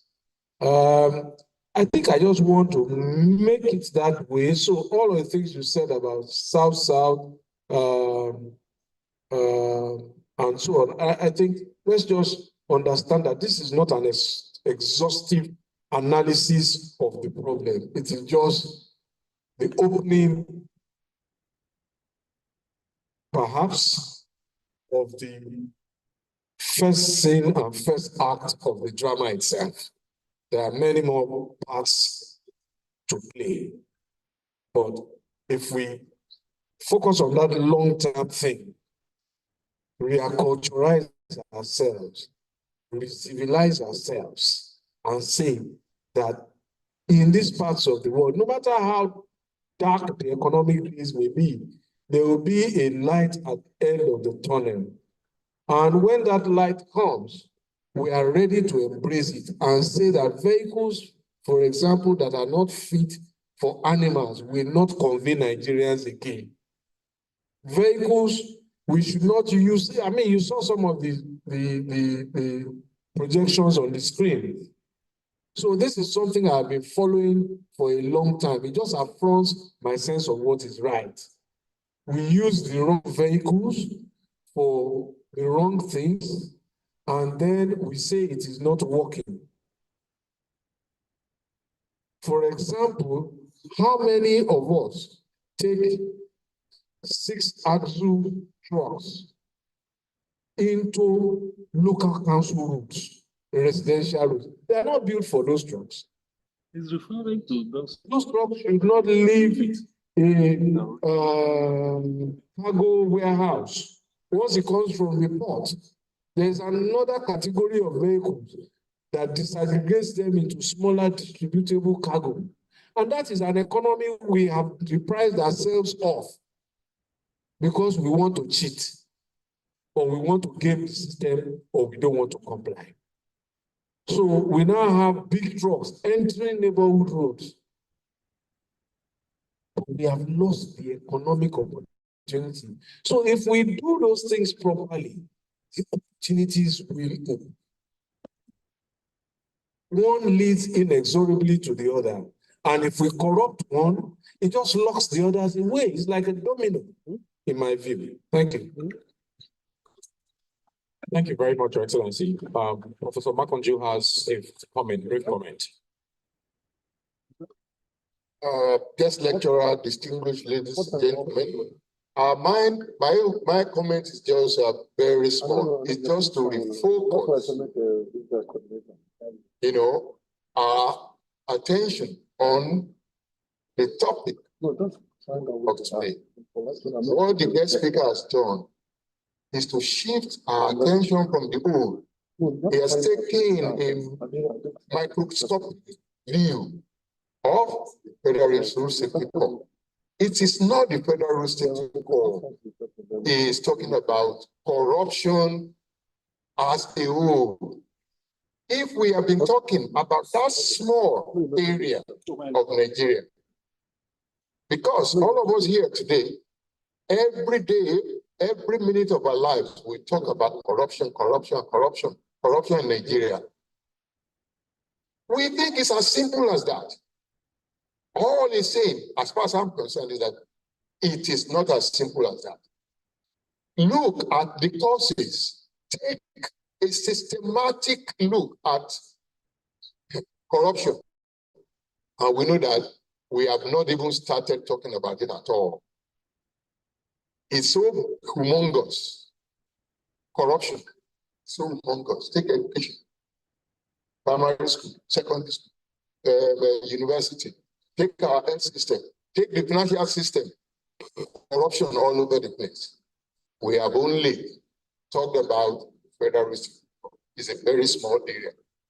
But it's so big that it probably contributes the highest number of my deaths. And therefore, ladies and gentlemen, I just want to refocus our attention again that we are not talking about federalism, but we are talking about corruption. Thank you very much. Thank you very much. Thank you. We're rounding up this section of the program.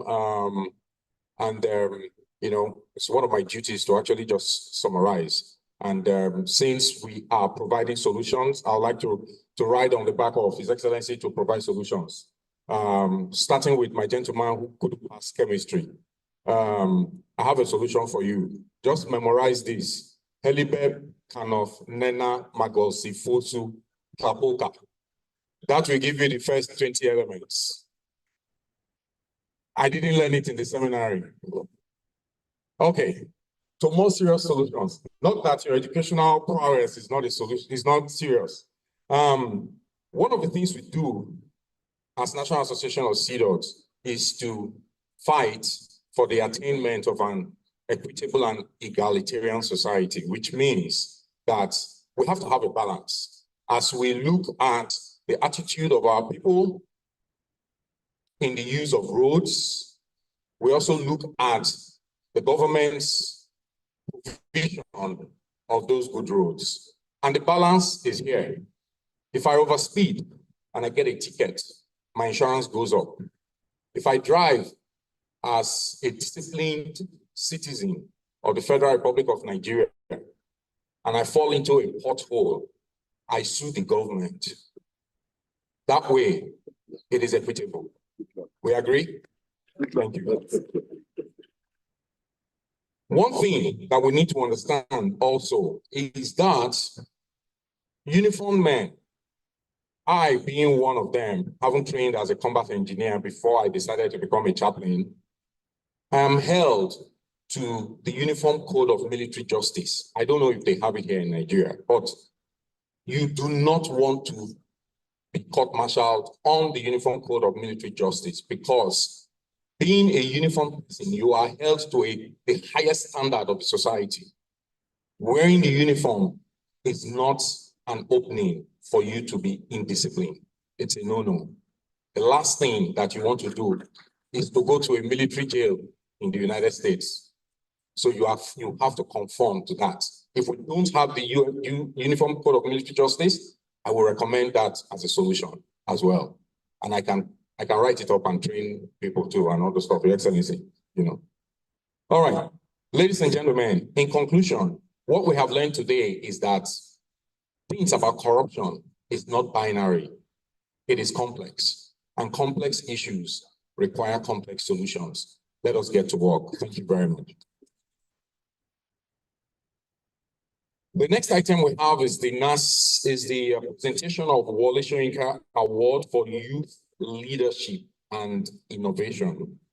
To anchor this segment, I'd like to introduce the chairman of the Wole Soyinka Award for Youth Leadership Selection Committee. He is an international artist of repute. He is Nigeria's export to the world. Ladies and gentlemen, please make welcome to the microphone, painter and Dr. Olu Ajayi. Let us give him a round of applause.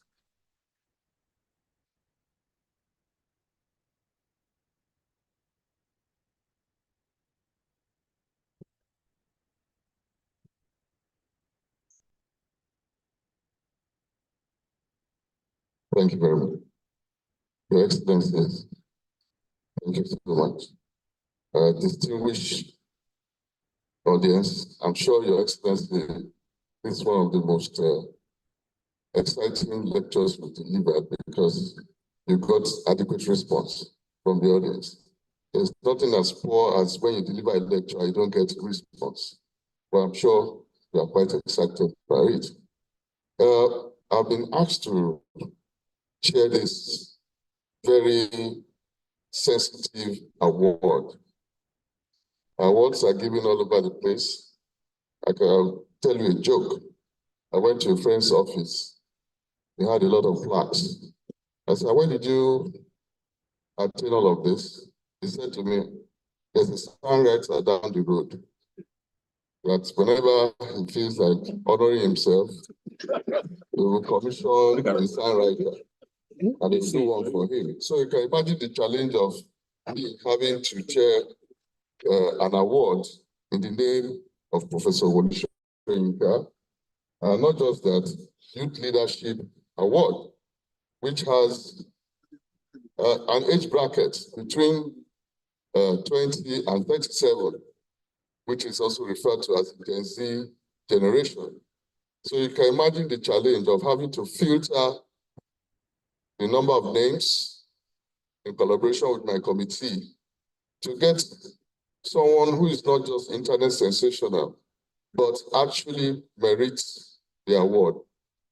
And out of all the submissions, we had 3 names for 3 categories.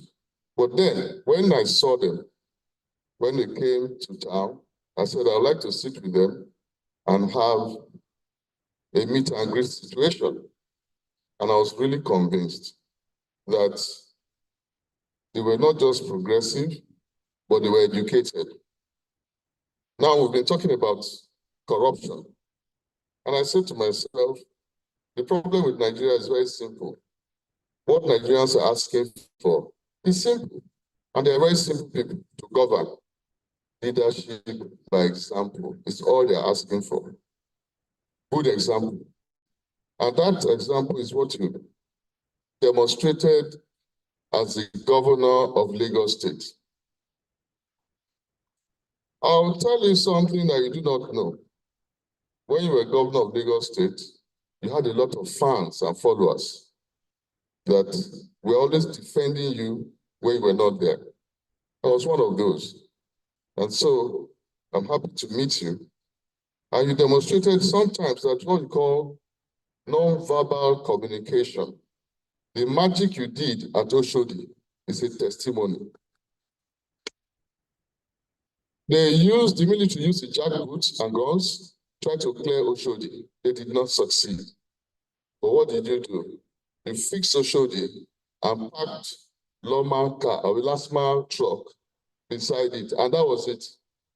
And people came, they did not put their words on the road. So leadership by example is what Nigerians are asking for. Now, how is it related to this award? The awardees have demonstrated in their various vocations, passion for humanity, passion for entrepreneurship, leadership. They did not expend their energy trying to be internet sensations, but they went for to do things that are practical, impactful to society. At the end of our conversation, I told them, I said, this award is a body. It's going to add value to your resume. If you do well, it will help you. But I'll be watching. The day you demean yourself, I will write you to withdraw the award, because I will not want Wole Soyinka Youth Leadership Award in your CV where you are doing the wrong thing until you become an adult. So, ladies and gentlemen, I would like to invite someone I respect a lot, a legend that I've always dreamt of doing a live painting of, Chief Emeka Anyoku, to do us the honors Yes, we are still to paint you, you know that. Plus the honors to present this award in 3 categories. And the recipients are here. I would also want to talk a little bit about the, yes, this is, courage. So,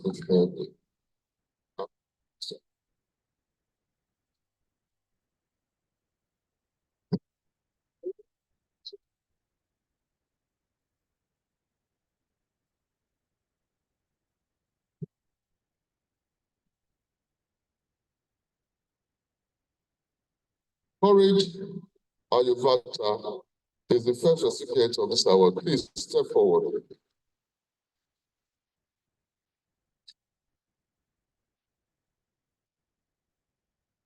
Courage is getting this award on innovation and entrepreneurship category.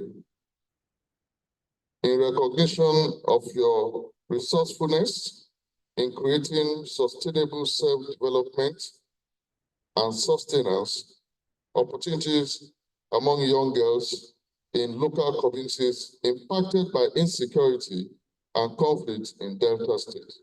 Courage, congratulations.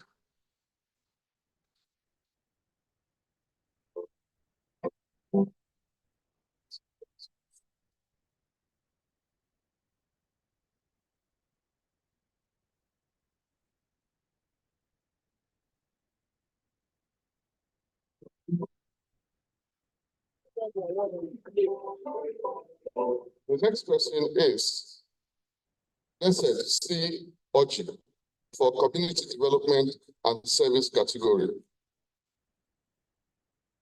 As recognition of your volunteerism and selflessness and providing support for social development actions and impacting local communities. Blessed, congratulations.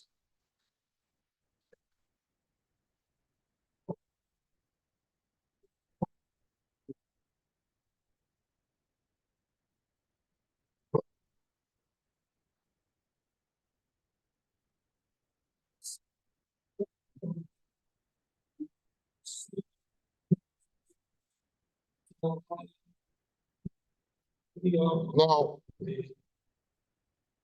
the last but not the least, I would like us to play a message from him. He's based in London. He's the person of Mohammed Kiana Sabo, although he's presented here by his friend Mubarak. Mubarak, please step forward.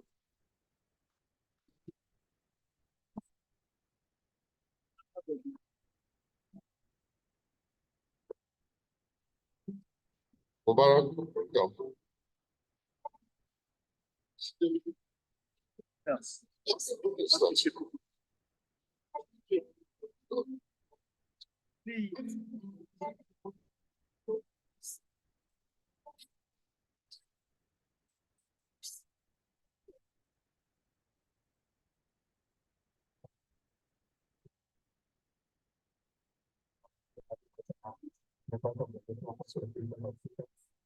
No.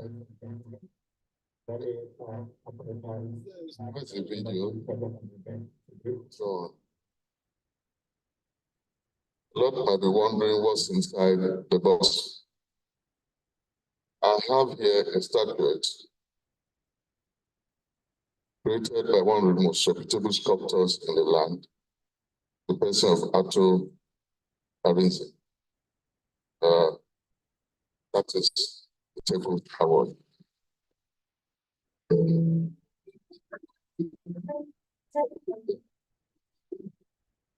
That's Mohammed on screen.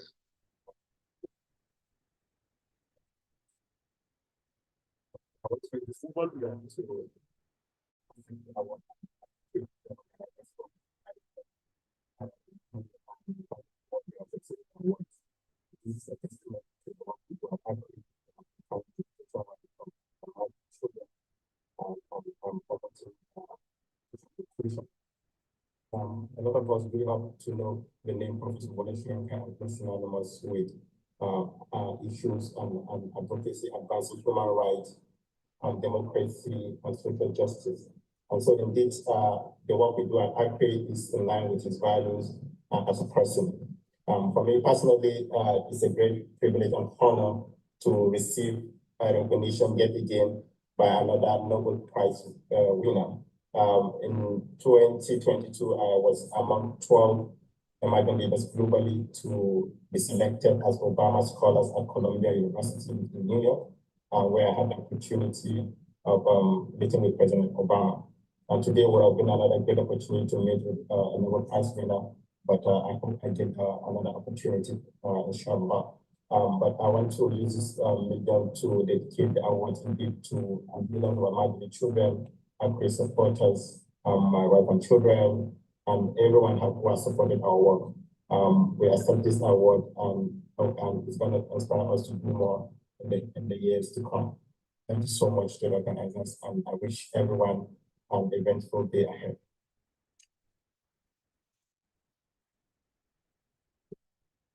The ceremony will not be complete without photo evidence. The recipients are going to be honored by taking a group photograph with Professor Wole Soyinka. I know you all threatened me last night that if you don't take that picture, you will drop the award with me. Yes, please. Chief, I hope you don't mind if you can join us down there again, please. I know it's a lot of trouble. Should we come up? Yes, stage. Oh, okay.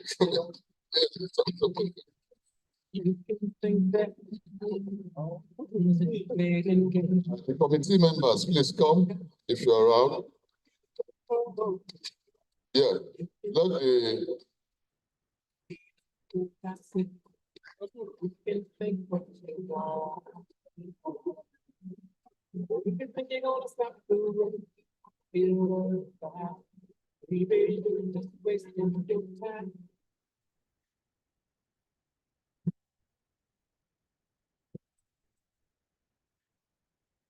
please hold on, it's not complete. The chief lecturer, His Excellency.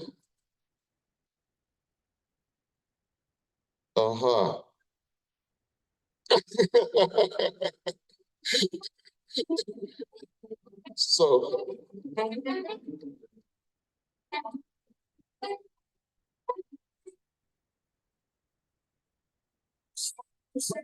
okay, so now just the awardees with Prof alone. I think they want this for their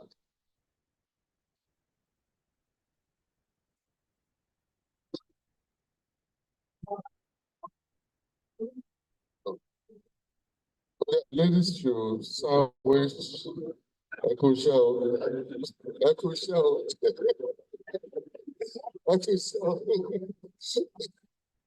Thank you.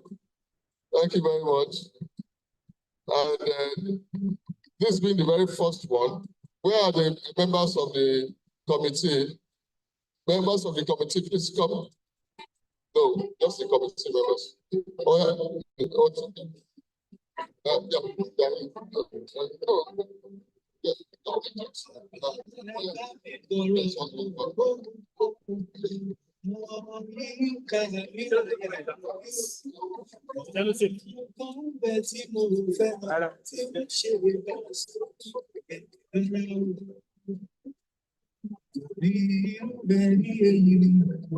Thank you.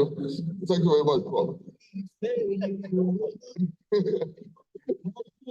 Thank you so much, Prof.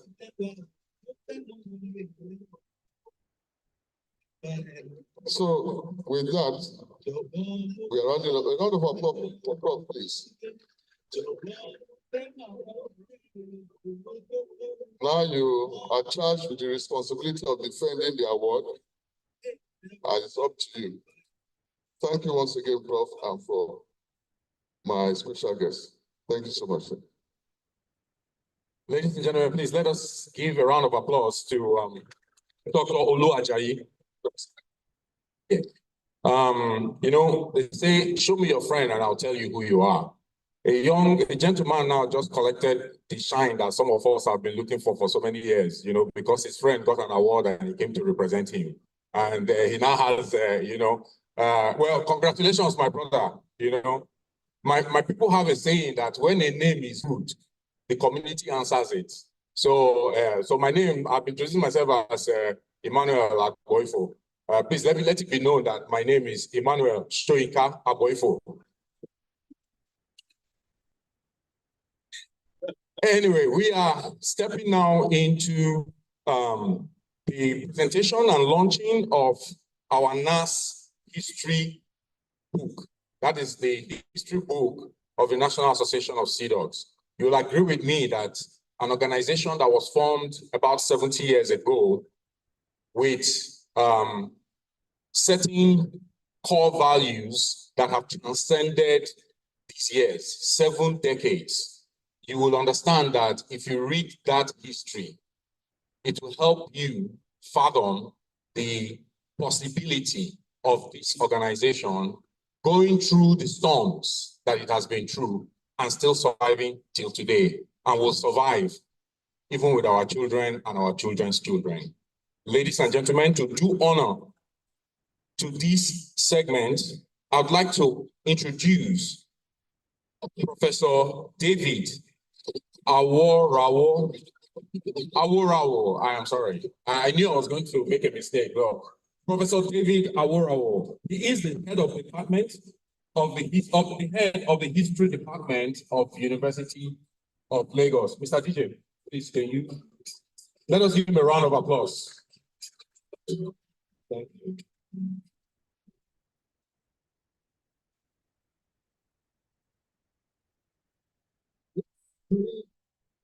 Thanks so very much. Good afternoon, ladies and gentlemen. My name is David Aworawo. Many call me Aworawo, but I have no Yoruba to wo. The name is Aworawo. And I also just want to clarify that my tenure as head of department just expired. So I'm just a professor of history at the University of Lagos. My task is to review the book, which is the history of the National Association of Seadogs, Pioneering of Fraternity, 1952 to 2022. The book is actually titled Ship Ahoy, The History of the National Association of Seadogs, Pioneering of Fraternity, 1952 to 2022. It is an edited volume that has over a dozen contributors, edited by Dr. Dele Jemirade, Dr. Dolapo Sikwade, and Mr. Abiola Oweye.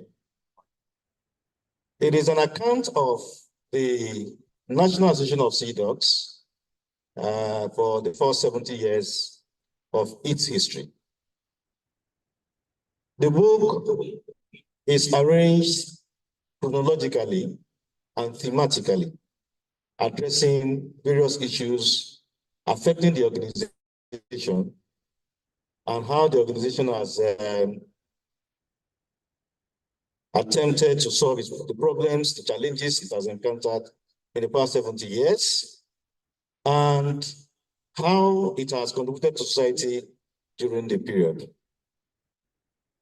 The book is, it has 12 chapters, and the last chapter, of course, focuses on the future of the organization, assessing what it has done in the past 70 years and what the leaders think that the future holds for the organization. The book begins by presenting and analyzing the emergence, the establishment, and the efflorescence of the pirates confraternity, as one would expect.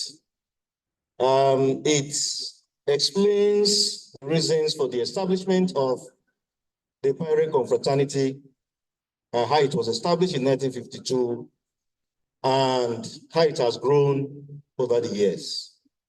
It explains clearly the objectives of the organization and gives a highlight of the individuals it calls the original 7 that established the organization in 1952.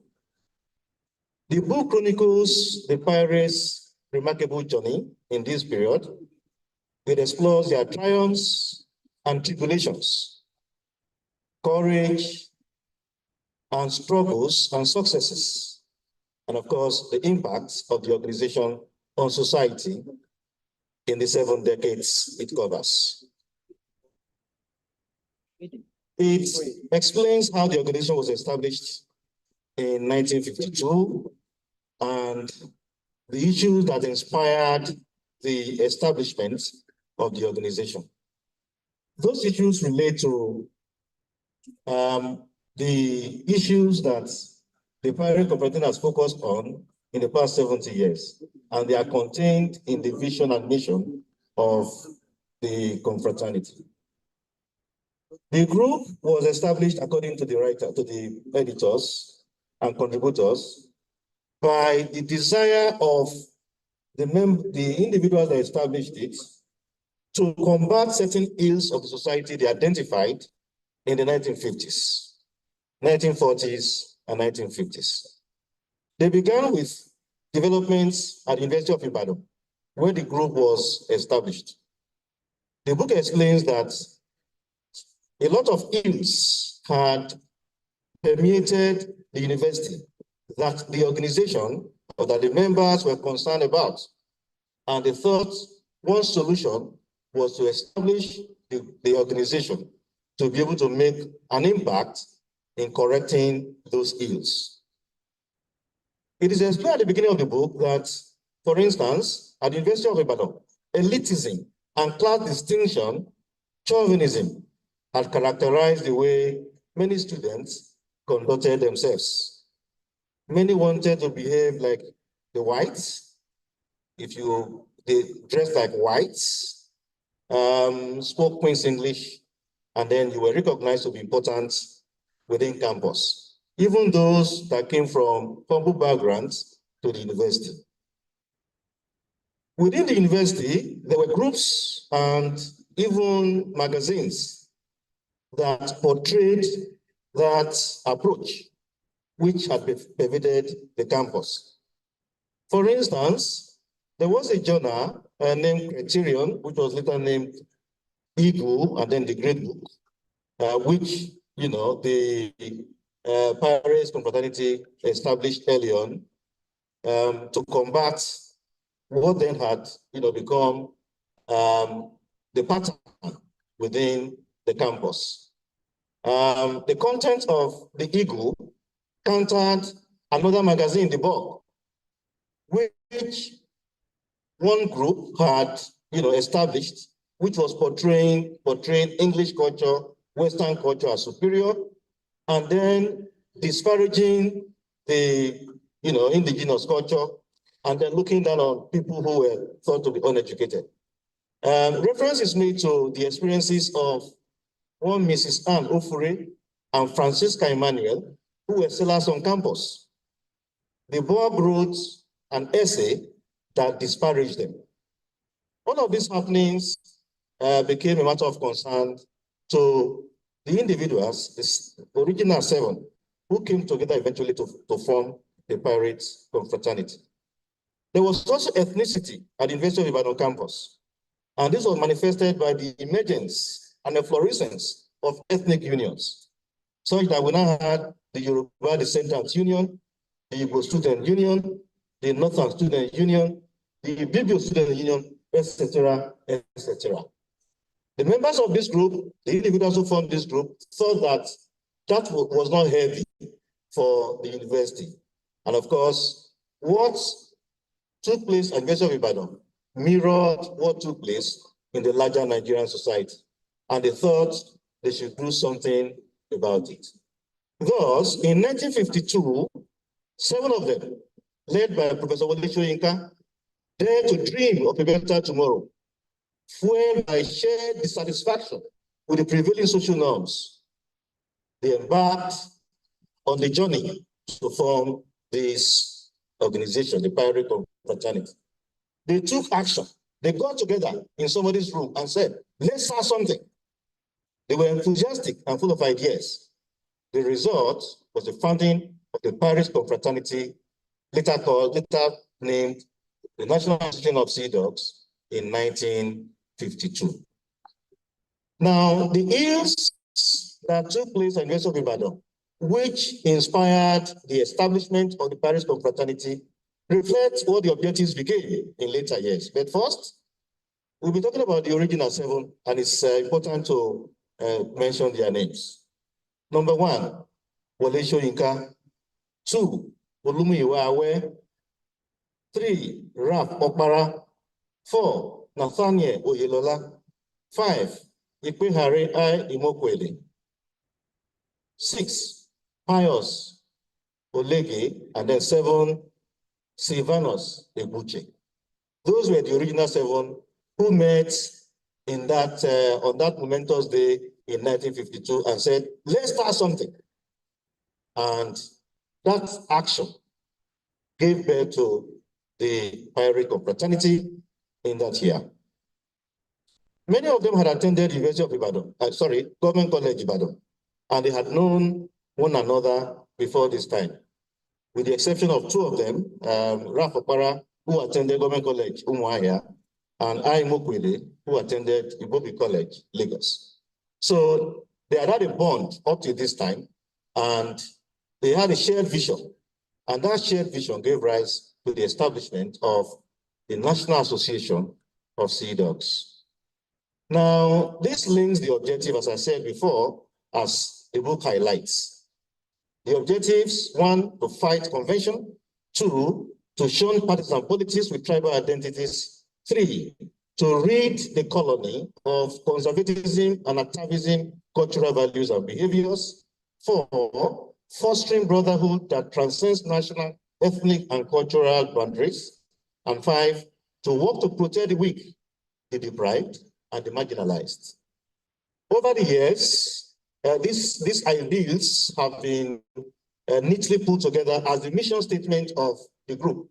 And the book also highlights this as promoting a society that upholds human dignity, that is just, humane, and progressive, where no one is a victim of color, race, gender, ethnic origin, belief, social status, creed, or other discriminatory factors of a similar nature, by using the time-tested tools of public interest advocacy and activism, investigative research, education, public enlightenment, and litigation to resist, wherever and whenever they may occur, these forms of social degradation and ills that militate against the attainment of just and modern society.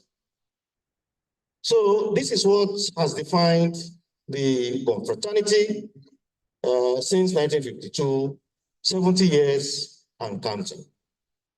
As would be expected, the book details the symbolisms of the group, that is the confraternity. On page 64 of the book, the meaning of the symbol and logo of the confraternity is explained. The symbol is the skull and crossbones. It is explained that the symbol dates to 3,000 years when it was used in ancient Egypt and also in Tantric Buddhism to denote the inevitable mortality of man and his ultimate destiny. It also projects an attitude of gratitude to life. That is the symbol you see when you see the flag of the Pirate Confraternity being carried. You see that symbol. It also talks about the logo, which is red, black, and yellow. It explains that it reminds one of the danger that all men face and what all we reduce to in the final analysis. It highlights the need for one to do all one has the ability to do for humanity while one is still alive. The book explains that that is what the symbol and the logo of the confraternity stands for on page 64. Panther culture characterized the activities of pirates right from the beginning. The campus on the University of Ibadan and other campuses to which it later spread. The members established distinct norms and conventions, including a unique manner of speaking.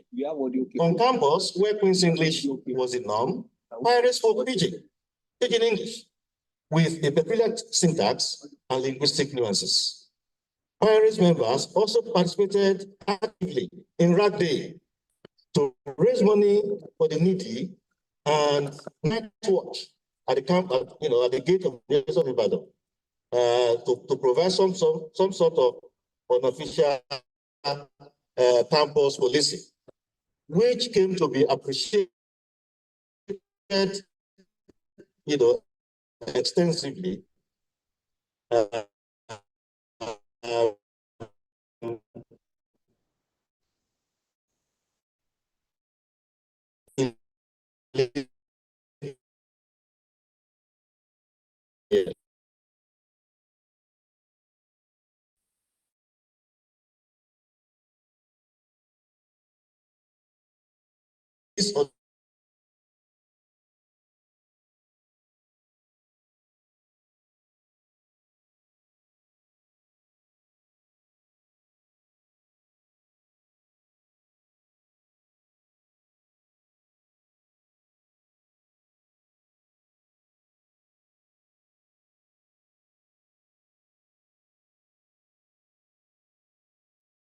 Within the group. So after 2 decades of operation, the pirate confraternity began to face challenges which came to affect the smooth functioning of the confraternity and pose a challenge as to what it would stand for and do moving forward. It is important to give some elaboration to this because it helps to understand why we have had what they call courts now on campuses. This problem generated or created the condition for what you have today, which also has given the confraternity a very negative public perception. Now, the book states on page 84 that it was in 1972 that large-scale unruly behavior began to manifest itself among some members of the confraternity. It came to a head when Dr. P.C. handed over to Mr. Pedro Nedom as the captain of the University of Ibadan.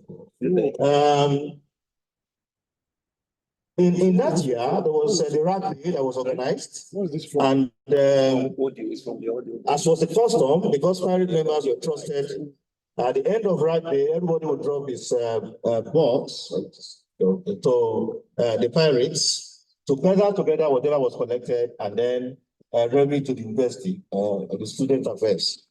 It is reported that the minister refused to remit the money to the authorities, as was the custom, which brought the confraternity to disrupt.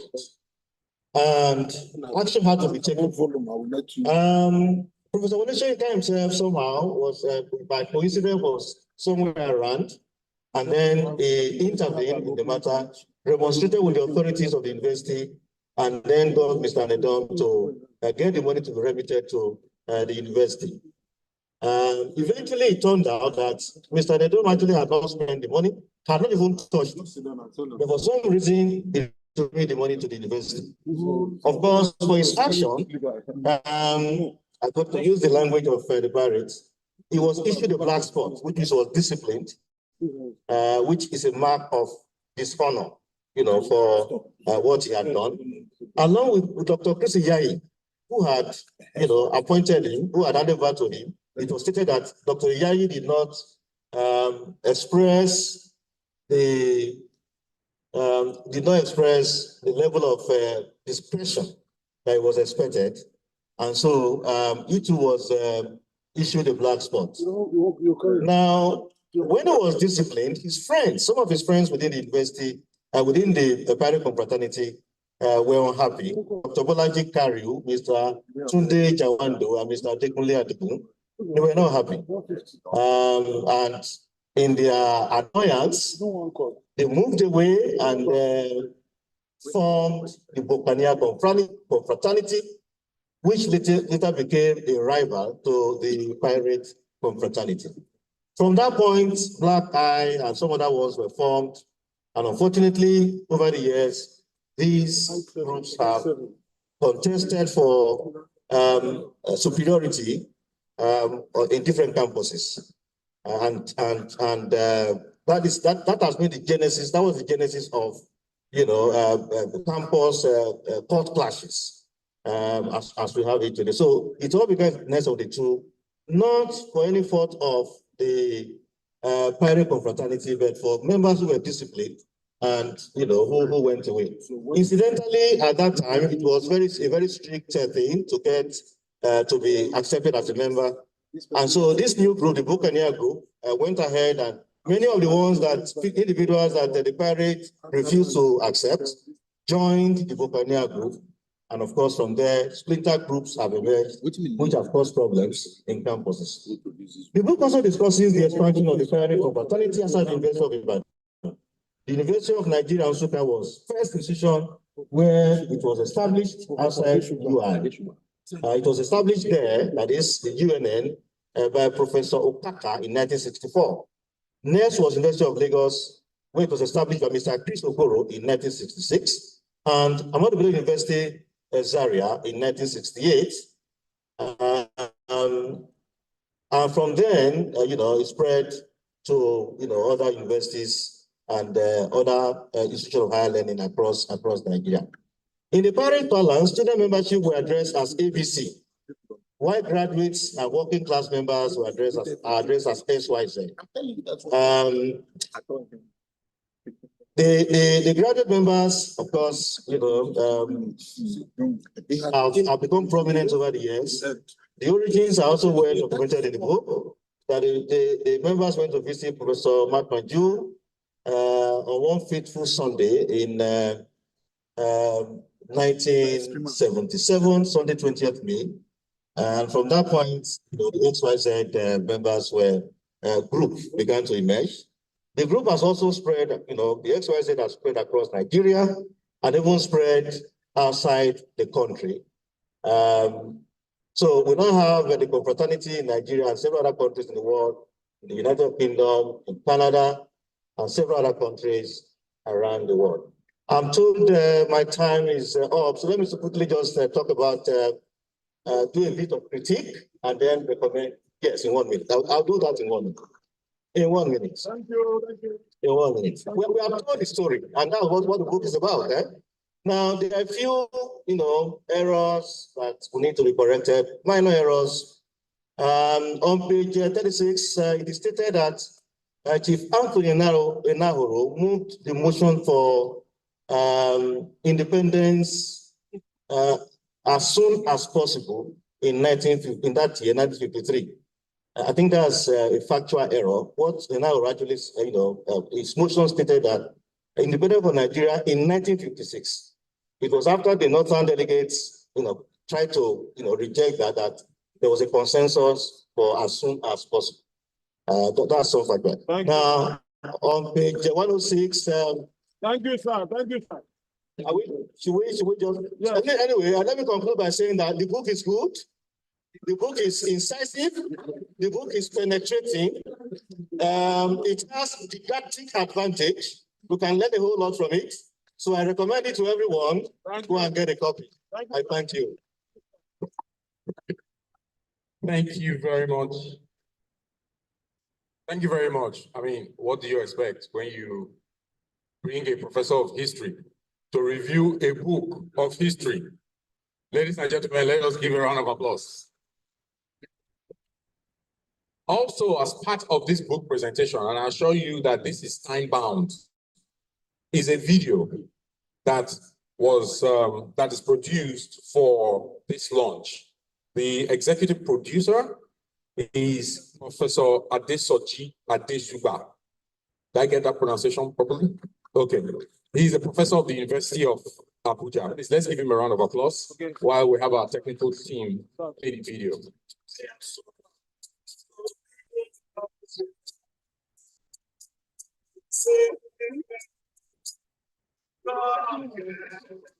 I have sworn to be my way. I've been singing forever.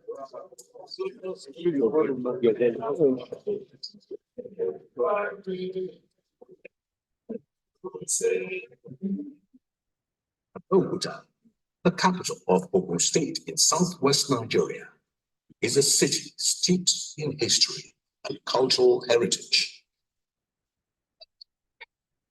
The city prides itself on producing several prominent personalities and families who have distinguished themselves in various fields of human endeavor. Notable among them are Bishop Samuel Ajayi Crowther, Chief M.K.O. Abiola, President Olusegun Obasanjo, the Ransom Kuti family, and of course, the literary icon, Professor Wole Soyinka. A playwright, novelist, poet, and essayist, Soyinka's illuminating literary works have received global recognition and awards, culminating in the Nobel Prize for Literature in 1986. This prestigious accolade made him the first Black African to achieve such a magnificent feat in the literary world. Activism has always been a significant part of Soyinka's life, dating back to his adolescent days in 1952 as a young student at the University College, Ibadan, which was then an affiliate of the University of London. At the tender age of 18, Soyinka found himself repulsed by the social lifestyle of many affluent fellow students on campus. Unable to contain this disgust with what he perceived as social injustice and inequalities on campus, Soyinka, alongside 6 other like-minded students, decided to form a rebellious student group to protest against these societal imbalances. Their actions gave birth to a group they named the Pirates Confraternity, inspired by the daring adventures of the Caribbean pirates of old. The original 7, as the 7 co-founders of the Pirates Confraternity were referred to, comprised Wole Soyinka, Ralph Okpara, Pius Olede, Ikwehari Ike Imokwede, Nathaniel Oyelola, Olumiwa Awe, Sylvanus Ebuje. It was here in this alcove that it all started. The very first campus fraternity in Nigeria, perhaps in all of Africa. We called ourselves the Pirates, spelled deliberately with a Y. And we gathered a few, it's kind of rebellious gesture against the colonial, formal, stage, atmosphere of the first university of Nigeria. To inject the perception of danger and distinctiveness among their peers, the Pirates Confraternity adopted the crossbows and skull insignia as their motif. They created a unique language, which they called piratical language, and adopted aliases known as piratical names, different from their original names or lobbish, as they termed them. This practice made it impossible to discern their tribal or national identities. Wole Soyinka, who was appointed leader of the group by his fellow co-travelers, adopted the piratical name Captain Blood. The emergence of the Pirates Confraternity was like a breath of fresh air on the University College campus. With an image of discipline and incorruptibility, the Pirates Confraternity was revered by fellow students. Its members were soon regarded as unofficial campus police, enforcing rules and regulations, maintaining order during student union activities, and leading from the front. Up until 1972, The Pirates Confraternity enjoyed the status of being the only confraternity holding sway on Nigerian campuses. However, the spread to other campuses and the increase in membership soon brought challenges. The most disturbing was the emergence of pseudo-fraternities on different campuses post-1972. These new groups distorted the tranquility that had existed when only the Pirates Confraternity was present. By 1984, the leadership of the Pirates Confraternity decided that it had had enough of the blame game on its group for the unsavory acts of emerging pseudo-groups on campus. In order to protect its integrity and distance itself from the actions of these groups, the leadership of the Pirates Confraternity, under the guidance of Captain Blood, Wole Soyinka, decided to clamp down on all in-campus student branches of the organization. This brought to a close over 3 decades of its activities on Nigerian campuses. Subsequently, the process of entry into the fold was realigned to include only university graduates, subject to the completion of their national service under the National Youth Service Corps, NYSC. The Paris Confraternity voluntarily withdrew on orders from campuses because they were sick and tired of being confused with the evil thoughts.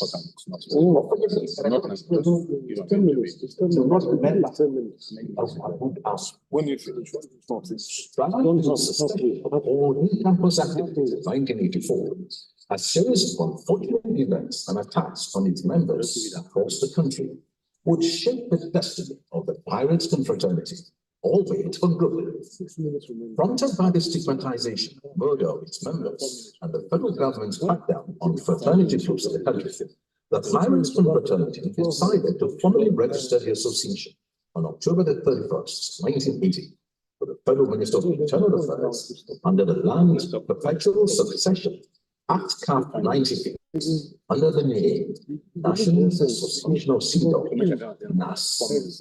The 1980s witnessed a turning point and the beginning of a new era for the Pirates Confraternity, now known as the National Association of Seadogs, NAS. This period marked the evolution of the Pirates from a campus confraternity to a more community and globally focused organization, with desks spread across several countries and continents. In 7 decades of existence, NAS has evolved over the years to a more corporate outlook, as it maintains a well-organized hierarchical structure in running its affairs. At its apex is the Tortugain Council, TIC, comprising 15 members.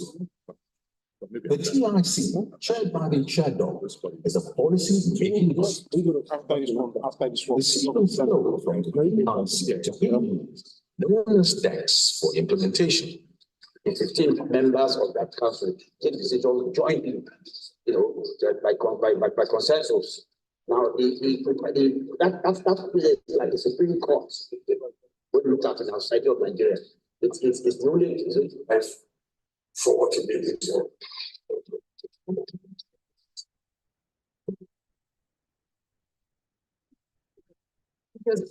Sorry. Ladies and gentlemen, please let us give a round of applause. And so at this point, it is my distinct honor once again to call on our dear Professor Wole Soyinka to perform the act of unveiling the book.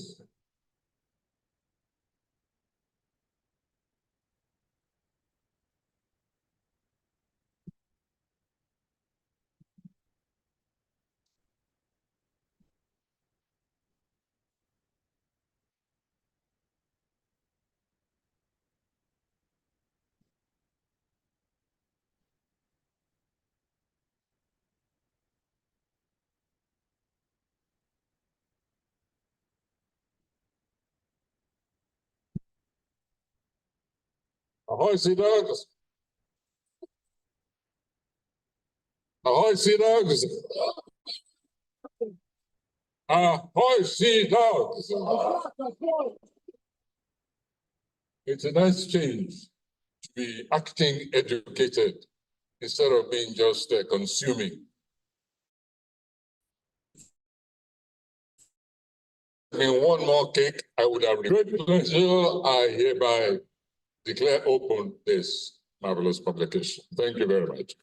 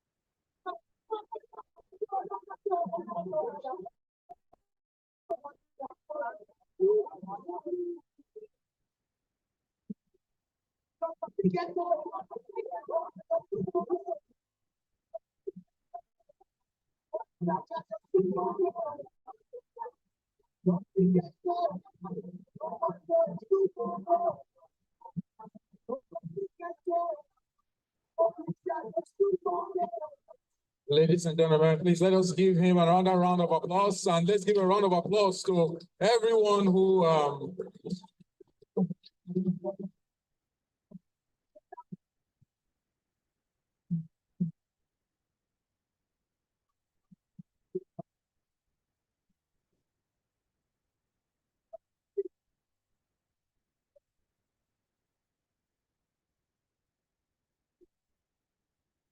Thank you very much. Thank you, Mr. J. Thank you very much. Thank you. Thank you. Ladies and gentlemen, please, may we be seated. Thank you very much. May we all be seated, please, so that we can continue with the event. Thank you very much, please.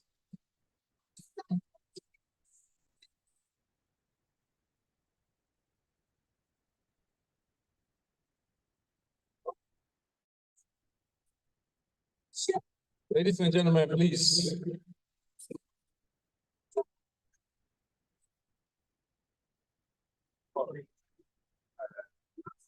Where is my flash drive? Oh yeah. Hello, Amen. Ladies and gentlemen, thank you very much. We do have more opportunities for pictures. Please, gentlemen of the press, ladies and gentlemen of the social media press, please let us all take our seats so that we can continue with these events. And you know, when this history was being told, I don't know how many of you experienced what I experienced. I did experience some goosebumps, and every time I read about our history, it does give me goosebumps because it is still very unfathomable for me to understand how 7 idealistic young men were able to create peace. But at that age, if you can do the calculation, if we are 72 years old today and Prof is 90 years old, it means he was 18 years old when this was created. I don't know how many of you are good in math like me, but I just did it for you. So give me a round of applause. But there's one key thing. 30 days before you are ordained a priest, you have to go into seclusion for 30 days to contemplate. The steps of going into that seclusion, you have to go through a dark tunnel. And entering that tunnel is a signal that says, tempus fugit. And then as you go through that tunnel, you see the representation of a skull and bones. And you cross that to get to the end where you enter your 30 days of seclusion, and the statement says, memento mori. It means time flies, remember death. At the end of the day, what will be of all of us is the skull and the bones. What will remain is the legacy that we leave behind. Ladies and gentlemen, I cannot move on without continuously talking about the remarkable achievements of Professor Wole Soyinka. We would love to usher him to the microphone. As part of ushering him to the microphone, I want to quickly call on Mr. Dada Olanipekun, the ex-chairman of ANA Ogun State, for a very brief 1-minute citation. Mr. Olanipekun. Distinguished Prof, good afternoon, sir. We have this for him. I was the former chairman of Association of Nigerian Authors 2 times, Ogun State chapter. And the current book is with 1,600 schools, courtesy of Ogun State government for public schools. Also as a recommended textbook. I'm reading from one of the works.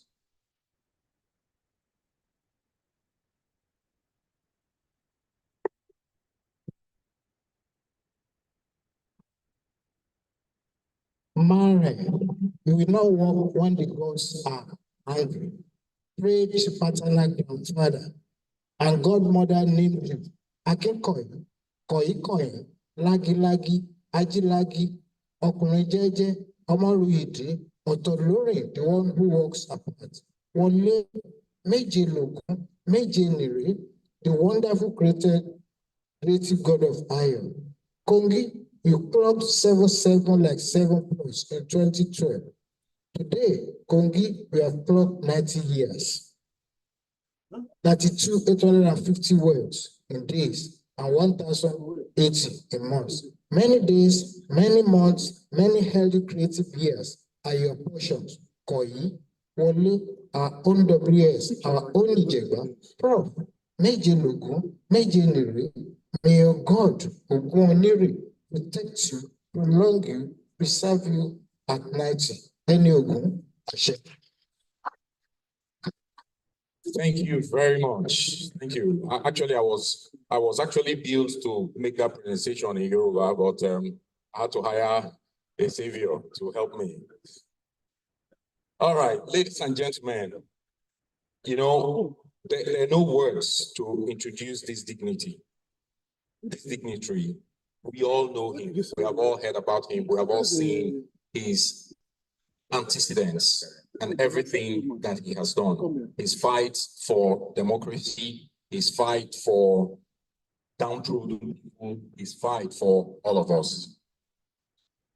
I cannot say so much, but I would like you all to please welcome to the microphone, Blood of Portugal himself, Method Emeritus, Professor Wole Soyinka.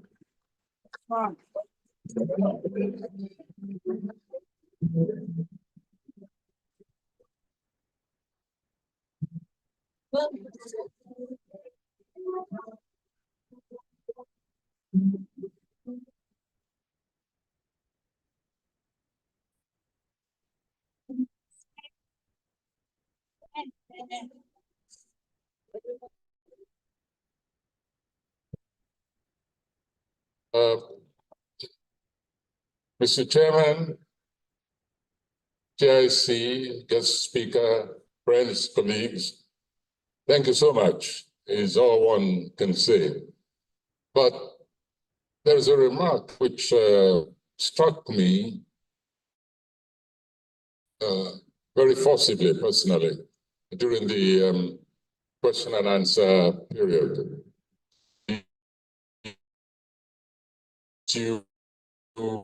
Of for this occasion, on this occasion, and let's just say that one kind of gift which I received, and I wish to publicly thank the donor, was one for which a remark sort of struck rather mixed emotions in me, and however I've solved it. It is one which involved insurance policy. And when I received it, I got ready to start enjoying it. And then I remembered that I was supposed to insure it. So I sent it to the road safety. I said, please go and park it there until I can find the insurance money. So I'm saying to the donors of that particular gift, you forgot something. Could you please follow it up with the insurance payment so I can start driving that vehicle? Oh, I said what it was. I wasn't going to. But I want to thank everybody. And I single that particular donation for one simple reason, that it relates so much to the theme, that particular aspect of the theme of this lecture, which for me was an effort to make us recognize the fact that corruption is not just when you change money. Corruption is a cankerworm that really eats into the fabric of society from the top to the bottom and corrupts our very nature, our very existence. I want that aspect of the lecture emphasized, that the cure for corruption begins from the inside. Yes, we can talk about institutions, about government. We can talk about even the issue of power, the exercise of power, unfairly, inordinately, to the disadvantage of the rest of the community. All that is part of corruption. But ultimately, the solution, short-term, immediate, long-term, has to begin from the inside. And this is one of the motivations for the establishment of the Pirates Confraternity. Long may it grow, selectively, please, we've learned our lessons, but also not in isolation, not that kind of selectivity. I wish to congratulate those who kept the flag flying. I wish to take this opportunity, which is why I've agreed to speak at all, this opportunity to let us always remember those who paid the supreme price for being members of this organization. Those who were butchered needlessly, pointlessly, those who were tortured because they happened to look like Wole Soyinka, or they happen to belong to this organization of Wole Soyinka, about which there's so many misconceptions, really painful misconceptions, because some of those misconceptions, in fact, are a reflection of society. It's educational policies and effect on generations. Just one example. I'm not going to go partial away and say, oh, how many, no, I don't want to embarrass anybody. But otherwise I would have said, how many people really know the difference between a fraternity and a cult? How many people have been conditioned, brainwashed into believing that when they hear the word, the expression secret cult, they're talking about fraternity? The media has a lot of responsibility in this respect. That refusal to be precise with the use of language, especially when imprecision leads to the demonization, not merely of organizations, but of individuals. And we know how many pirates have really suffered on account of belonging to an organization which was a light-hearted, but at the same time, a serious-minded organization, which never took itself too seriously, even when it was committing itself body and soul to correcting the ills of society. We always poke fun at ourselves. Hence all those funny names you heard about, but which had its origin in trying to eradicate the tribal distinctions which were corrupting the collegial ethos at the University of Ibadan. So once again, I salute the Pirates Confraternity for coming through this fight. When I say this fight, I'm talking about all kinds of cannons which have been leveled and fired at the organization, not merely by security institutions, but also by mimic organizations who, because they could not belong, began to imitate, but did not imitate the virtues, the seriousness, the purpose of the Paris fraternity. The result was, anytime you hear fraternity, even we had sororities, you know, daughters of Jezebel, they call themselves, so on. Many people didn't even understand expressions, but I cannot blame them for that, because they were not on campus. Many people, when they hear the expression blood for blood, they think it's being bloodthirsty. No, how did that phrase begin? How did it originate? It originated with the introduction of blood donation in this country and on university campuses. And then the cry was, donate blood for Captain Blood. And by the time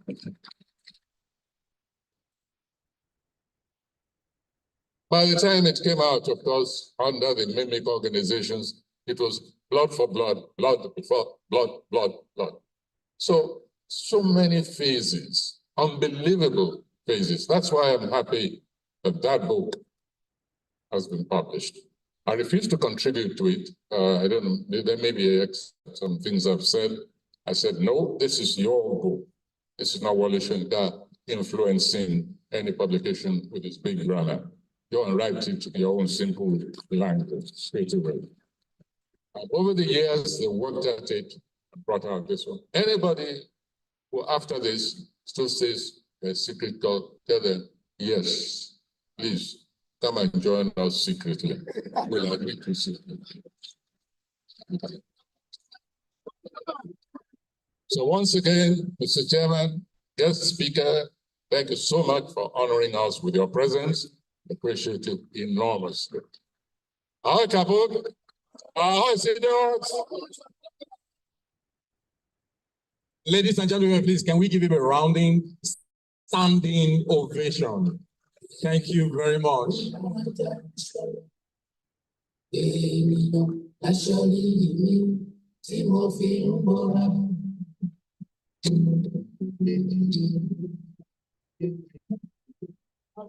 Thank you, Mr. DJ. Ladies and gentlemen, please seated. We are almost rounding up.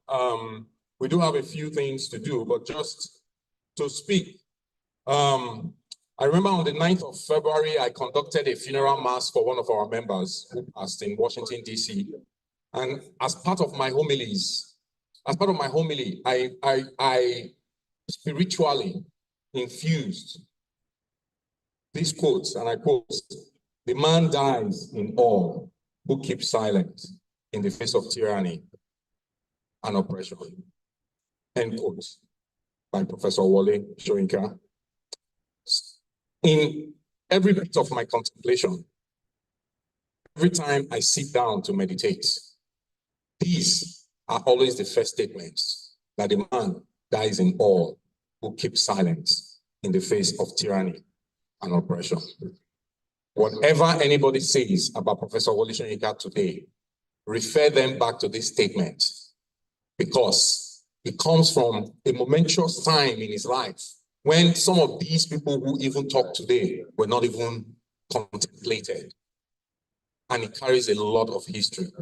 If you want to know the man, Wole Soyinka, go and research this quotation. The man dies in he who keeps silence in the face of tyranny and oppression. Thank you very much, Prof, for giving us this legacy. Thank you very much. As part of what we do in the Paris Confraternity, we write, because I don't know if there is any other organization in this country where the minimum requirement is a college or a university graduate. So you can imagine when you lead this set of people, if you have 60 of them in your chapter as a leader and you listen to them, when they speak, they come up with 60 ideas, and those ideas are valid. So you can imagine leading a chapter of 60 intelligent men who come up with 60 valid ideas. You have to sit down and sift through. So most times we pass these ideas into books, and this is one of them, and you can ask us how to get it. It is called Against Impunity, From Crisis of Governance Towards National Rebirth, a collection of press releases and speeches officially issued by the National Association of Seadogs Paris Confraternity, compiled by Abiola Owoaje, Chiemeka Ozumba, S.A. Folami, and Femi Folorami, and others. Ladies and gentlemen, the book is available and you can ask us how to get it. Now, it is important for us to give honor to whom honor is due. I'd like to call to the microphone once again, Dr. Olu Ajayi, for a presentation to our special guests today, in the presence of His Excellency, Babatunde Fashola, and His Excellency, Chief Emeka Anyoko. We have a presentation for you, and I would like to call to the microphone Dr. Edem to do this presentation, while Olu Ajayi will coordinate it. Ladies and gentlemen, please let's give them a round of applause.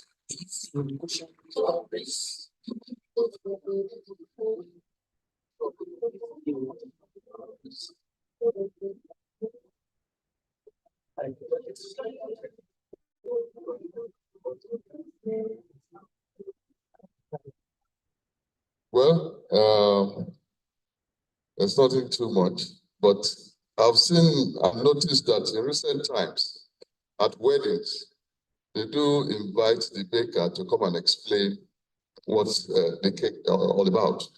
And not to keep my speaker wondering what's inside. They are well-curated items. You see, I've noticed also that you give a big man a present. If he finds it not too interesting, you call his driver. Do you have a pot in your house? Come and carry this one. And he ends up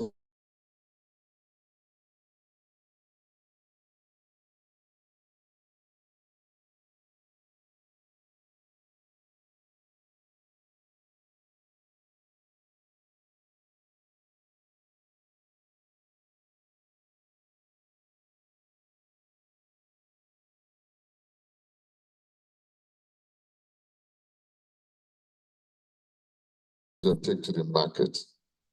And there's an artwork inside. Those are the items you have in this bag. And the bag itself.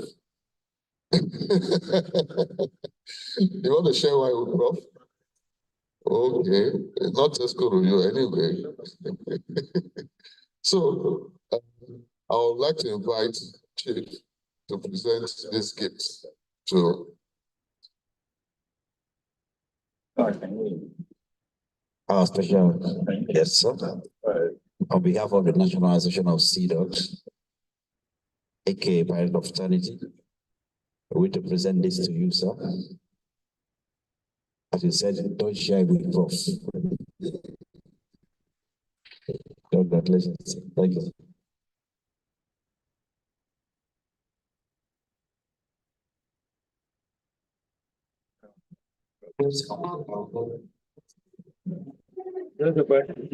Our chairman, sir. Too much. Well, thank you for coming to share this occasion, sir. On behalf of the National Association of Seadogs, Prof Fraternity, I wish to present this to you, sir. Thank you, sir. Thanks.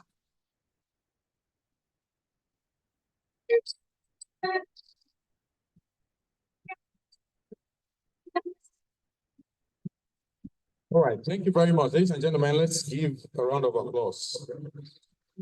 Okay, so as part of the program, I must tender an unreserved apology to the chairman of this program.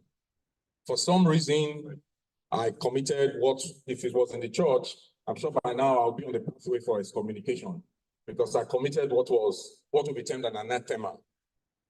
The chairman was supposed to give an opening remark, and out of excitement of seeing this creme de la creme of the society and the movers and shakers, I got so excited and I skipped one part of it.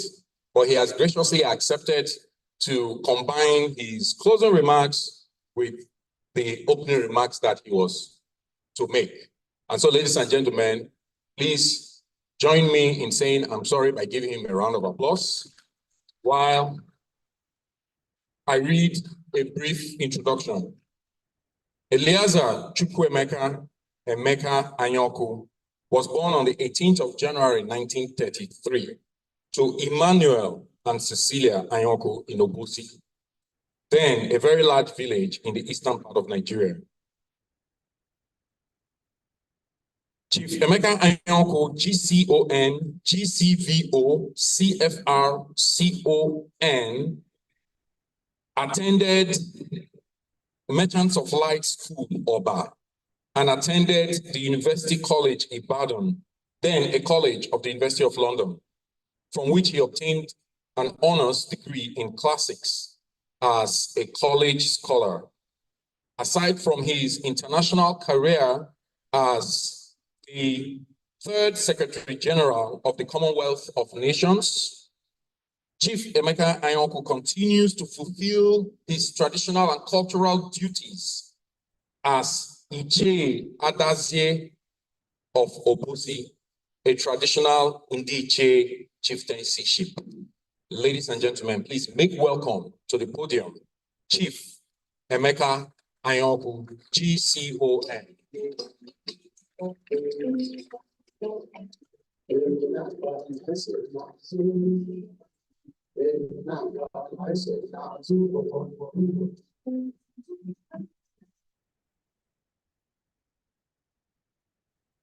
Well, may I start by greeting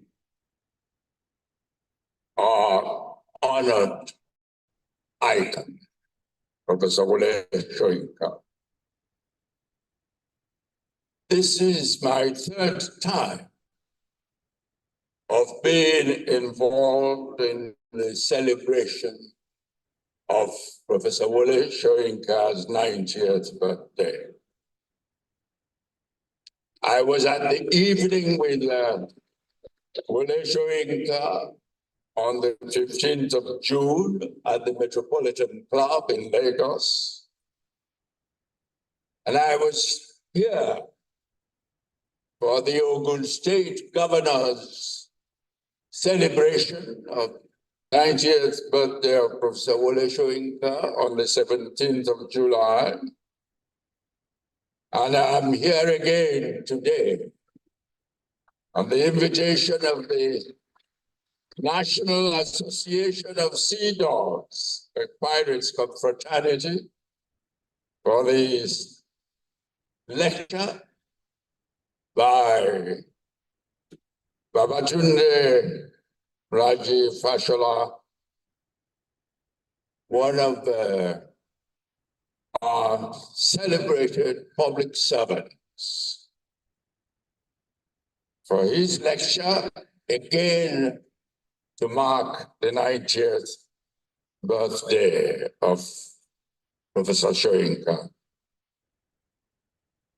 And I must say that this is my second time of having been invited to chair a lecture organized by the National Association of Seadogs, but I have to find out which branch this was. But this was in London some years ago. And so I must commend the National Association of Seadogs for having initiated and, more importantly, having sustained this lecture series in honor of our globally celebrated literary giant, Wole Soyinka. I thank the Pirates Confraternity for inviting me to be here today. I am particularly glad that our lecturer of today is Babatunde Raji Fashola, because, as I said, he's one of our most celebrated public servants. He served gloriously as the governor of Lagos State. And this was the time that I retired to Nigeria.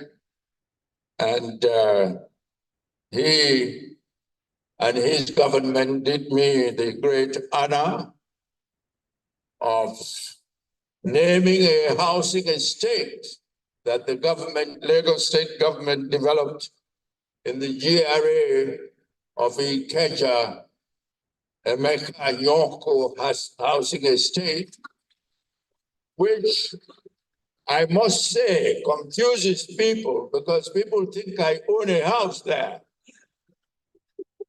But the Lagos State government, in asking me to lend my name to the estate, never thought of giving me one of the 76 housing units.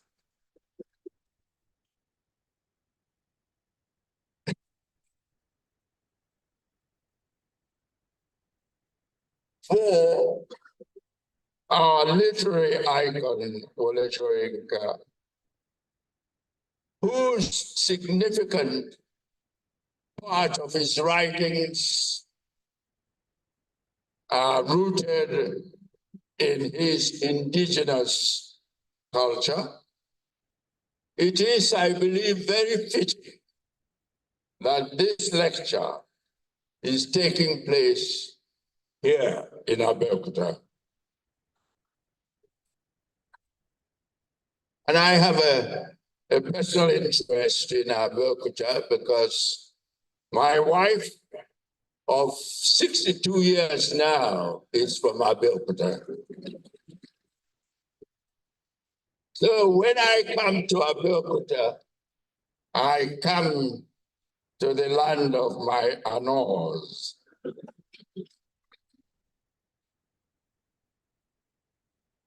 Wole Soyinka's greatest achievements include, in my view, what I dare say is not often recognized, and that is his immense contribution to the efforts to change the African narrative among the Eurocentric world.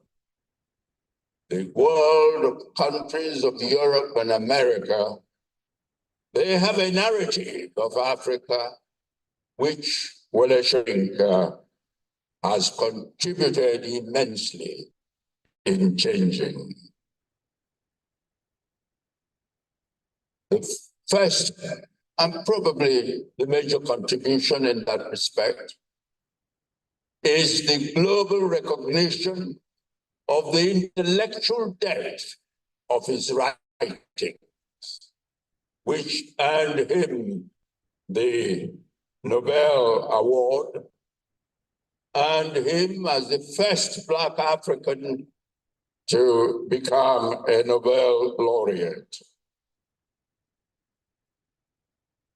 But also his contribution to changing the African narrative among the Eurocentric world is, apart from his signature attire, which is now known in most parts of the world, there are his actions, which some may regard as eccentric, but which are Wole Soyinka. If I may give an anecdote in this respect, which I hope you will remember. This was a little over 50 years ago, in 1964, I believe. Wole Soyinka was attending a conference sponsored by US government agency, and the conference was in the southern part of the United States before the Civil Rights Act, which on the face of it abolished racial discriminations against the Blacks. And when Wole got to the hotel where he was booked to stay, the hotel staff, in an obvious but unspoken displeasure at his presence, a black man coming to check into that hotel, the chap who checked him in threw his room key to him. Unfortunately, the key rolled and fell on the floor. And Wole said to him, "Pick it up, the key." And to a white man in southern part of the United States, to be told by a black man to pick up the key from the floor, he immediately called the police. And in no time, 2 white policemen appeared, as you see them in pictures and in real life, one hand on the pistol, and said to Wole, "What's the trouble?" And Wole said that the unreasonable staff, I'm not quite sure whether the word was unreasonable or something more serious, staff threw the key to the floor, and all I did was to ask him to pick it up. And the policeman's first reaction was the language Wole used to describe the white staff. Said, "Mind your language." And Wole said, "Well, I realize that in this part of the world, you've stopped calling a spade a spade. I come from the part of the world where we still call a spade a spade." And that was why and how the policeman said to the white staff, "You pick up the key." And he did. This was a score on the part of the black race in that part of the world at that time.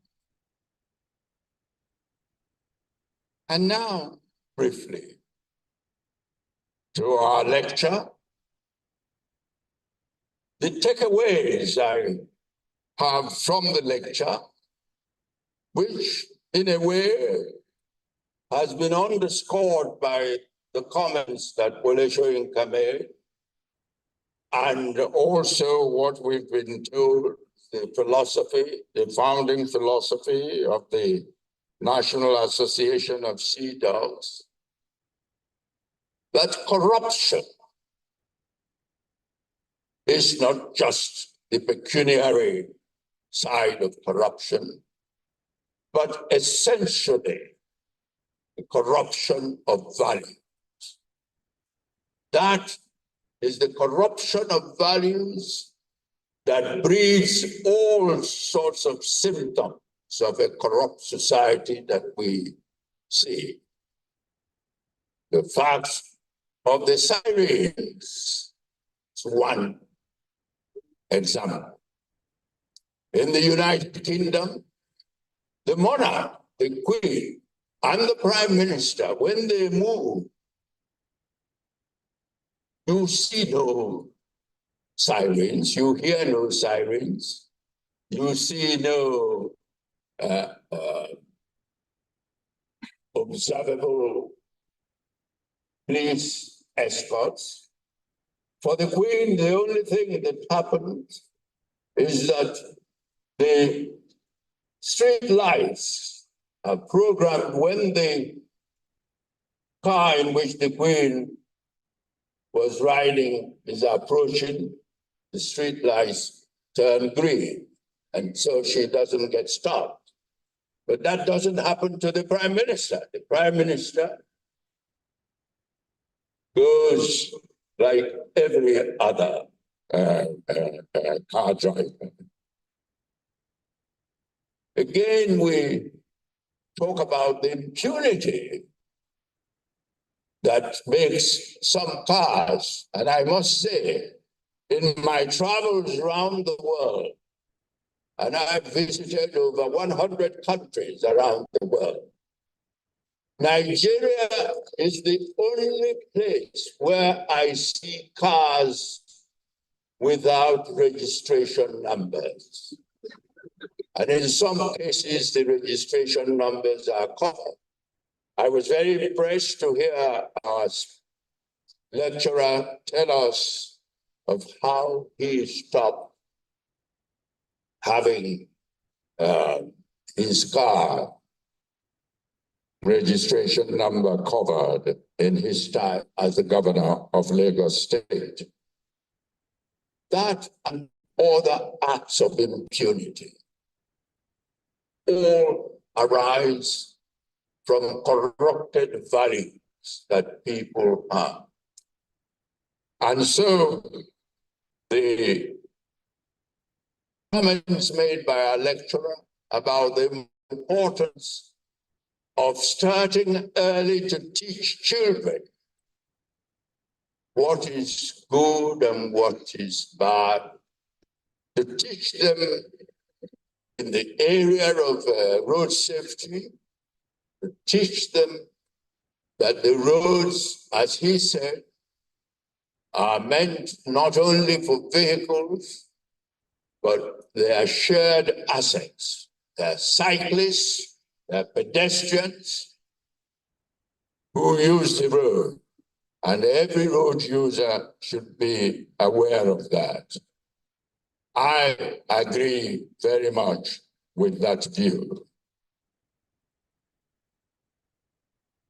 But I would say what I have said on a number of occasions in the past, that the challenges facing our country, among which is corruption, the challenges that impede the development and internal security of our country, that these challenges can be more effectively tackled if we change our present structure of governance.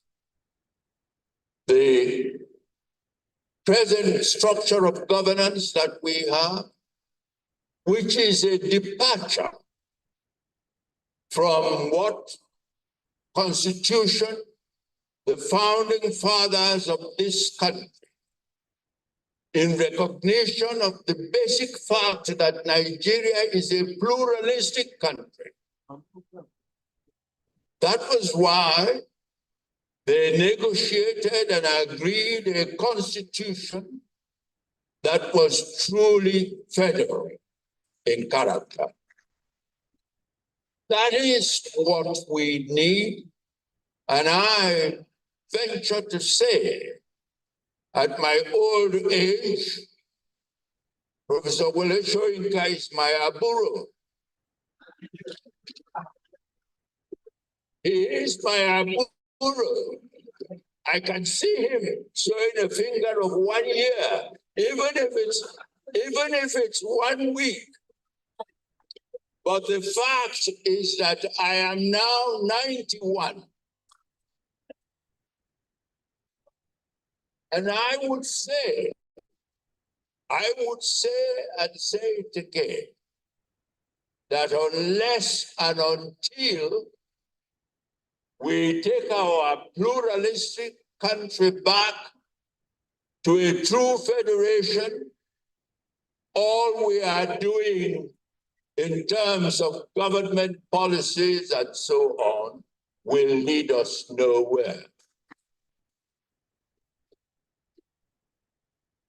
Because I'm old enough to say with confidence that the Nigeria we had in the years up to independence and the immediate years after independence was a Nigeria in which things worked.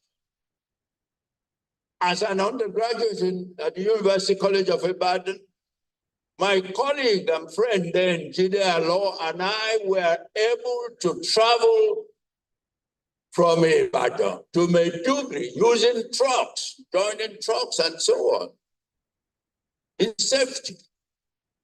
In 1962, my wife and I were able to drive from Ibadan. We left Ibadan at 7:30 p.m. for Akure.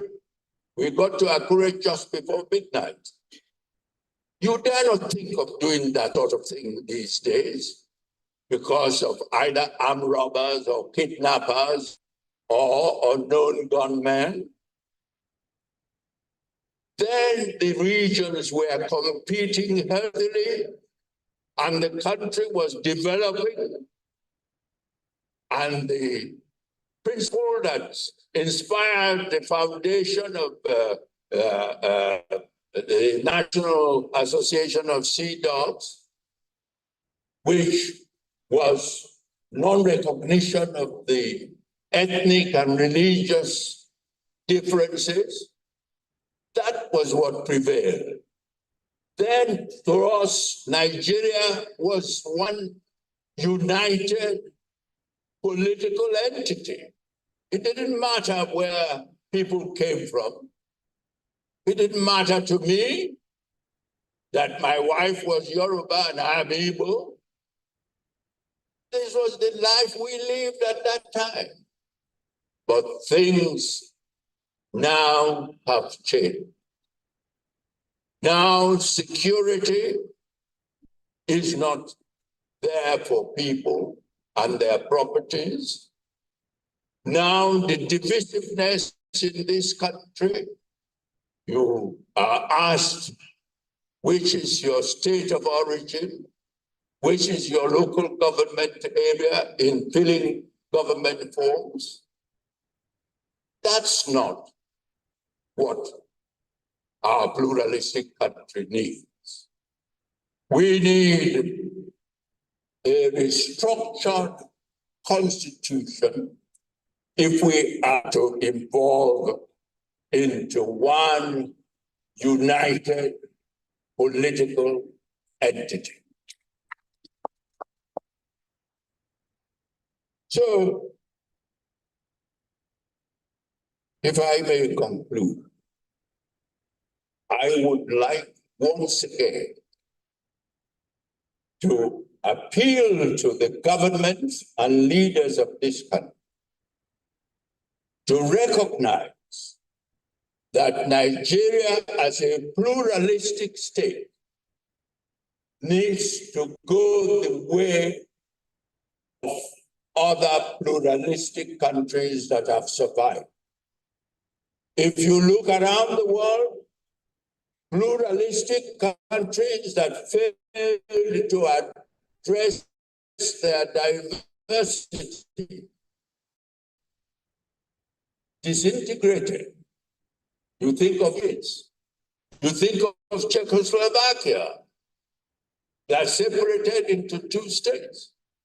And you think, coming nearer home here in Africa, of Sudan, which after about 3,000 years existence as one country, broke into two countries.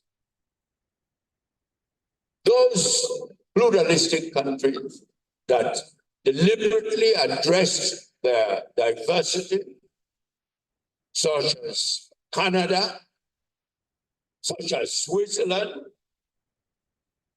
those have succeeded in remaining one individual united countries. And that's what I would like to emphasize to our leaders and our opinion makers that we need in this country. So finally, I'd like to thank the National Association of Seadogs for keeping alive the principles that they have enunciated and that have carried them, sustained their existence up to now. The principles that inspired Wole Soyinka and his 6 colleagues into founding the National Association of Seadogs the Pirates Confraternity. I'd like to thank them for that and to wish the confraternity continued and successful existence in the future. I thank you all. Thank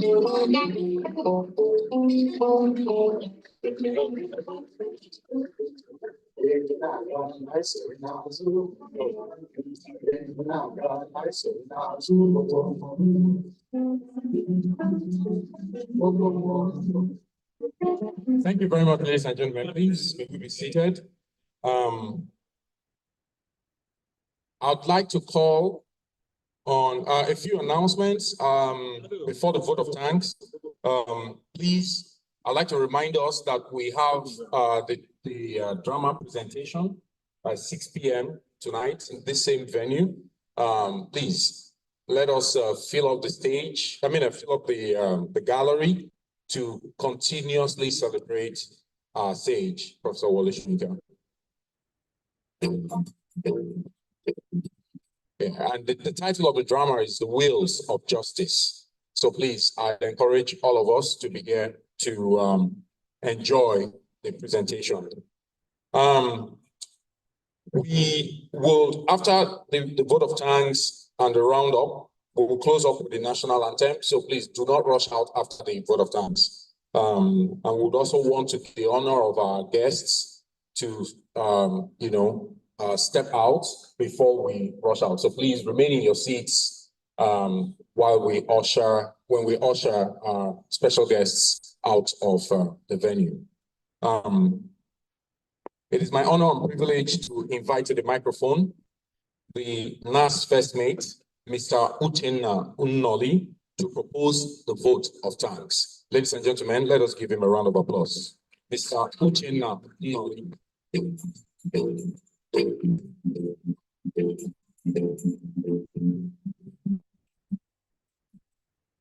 Yeah, thank you, everybody.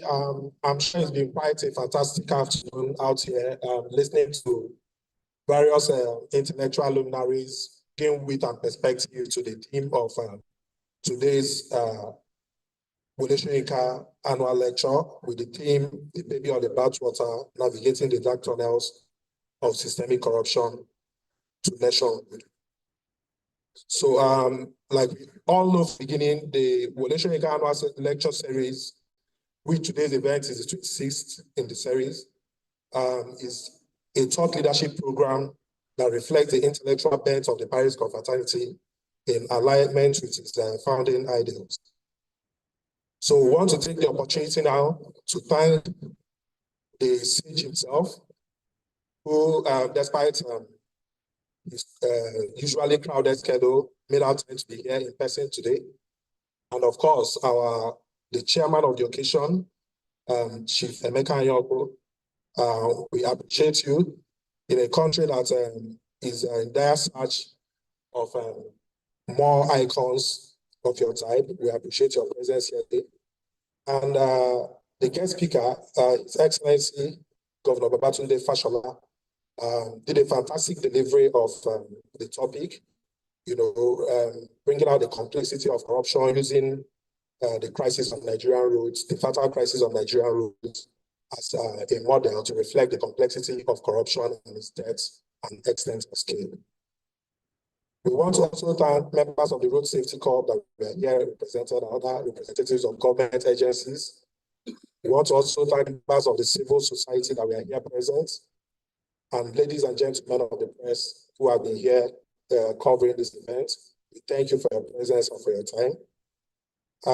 We also thank members of the Tortuga Council who are here present, quite a number of them, and members of the NAS Board of Trustees who made our time to also be here with us. We appreciate your presence and the time you spent with us.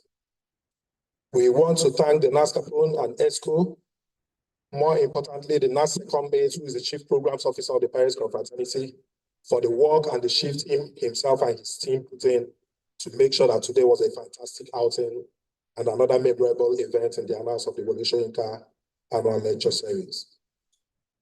We thank specifically also members of the Wole Soyinka Youth Leadership Committee for the work put in delivering the maiden edition of that award. And we also thank the awardees who traveled from far and wide to be here physically to accept the awards. And of course, Mohammed Sabukina, who sent a delegate because he was unavoidably absent being outside the country. We thank you all for contributing to the success of today's event. And we look forward to having you back in this venue by 6 p.m. as we watch a dramatic sketch, one of Wole Soyinka's, Professor Wole Soyinka's new dramatic sketches, Wheels of Justice and other guerrilla shotguns. I've watched it before, the maiden presentation of that presentation, and it was fantastic. And I'm sure it's not something any of us would like to miss. So once again, I thank you all for making our time to be with us. And ahoy Seadogs, let's keep having the fanatical spirit. No thanks at all. Ladies and gentlemen, let us give a round of applause to Mr. Uchenna Nnoli for proposing that vote of thanks. Now, the charge, in conclusion. We're celebrating Wole Soyinka today because he set the pathway for courage, integrity, and resistance against oppression. His unwavering commitment to truth and justice has inspired countless individuals to stand up against tyranny and fight for their rights. His activism and quest to continually advocate for the downtrodden transverses geographical borders. His works continue to be a beacon of hope and a call to action for those who seek to create a just and egalitarian society. For those of us who have received this baton, may we use it justly to continue propagating this noble cause for the people. Ladies and gentlemen, may we all rise for the national anthem.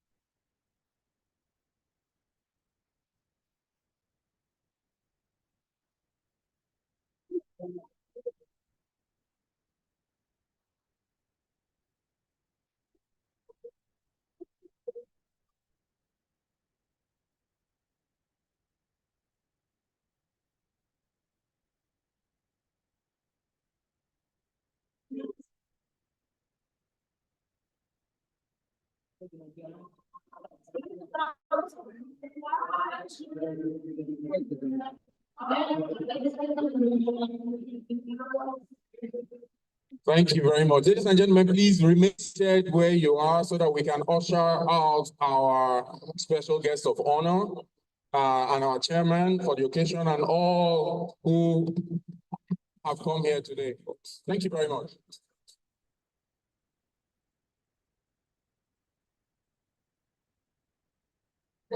Get up, you're right. Get up, stand up. Stand up, you're right. Get up, stand up. Stand up, you're right. Get up, stand up. Ladies and gentlemen, I understand we have refreshments. You're going to be served on your seats. So please just sit down. We do have refreshments for you, please.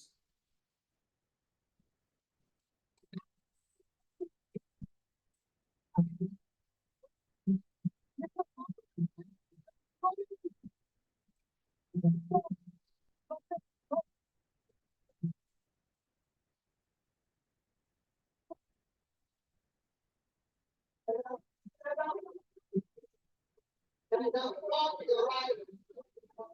Get up, stand up. Get up, that's right.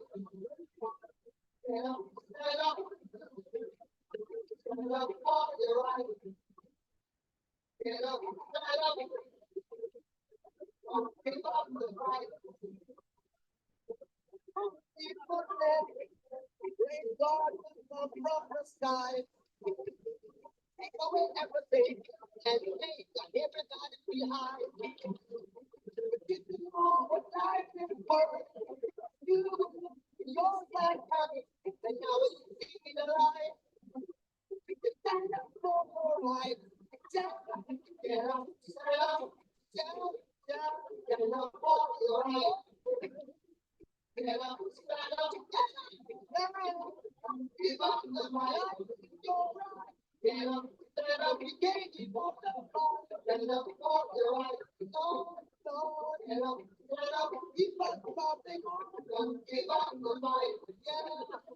secret title of the easy killing in the Jesus name, Lord. We know what we understand. Like God is a living man. You can put some people sometimes.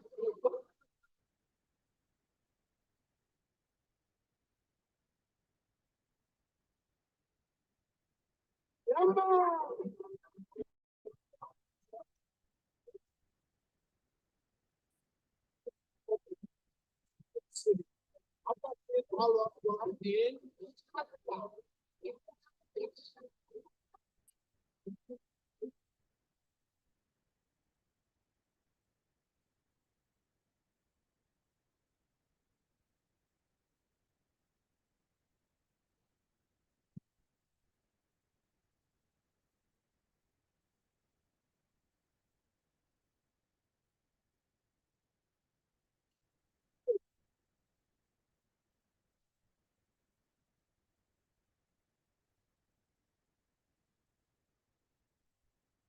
One more time.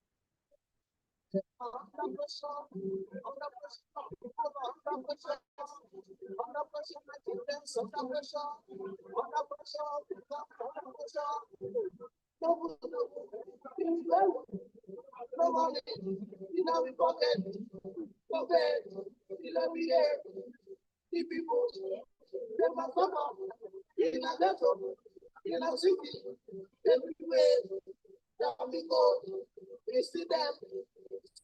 Some are crying, some are dying, some are weeping, some are wailing. Everywhere, we go. Under pressure, body, under pressure, black and white, under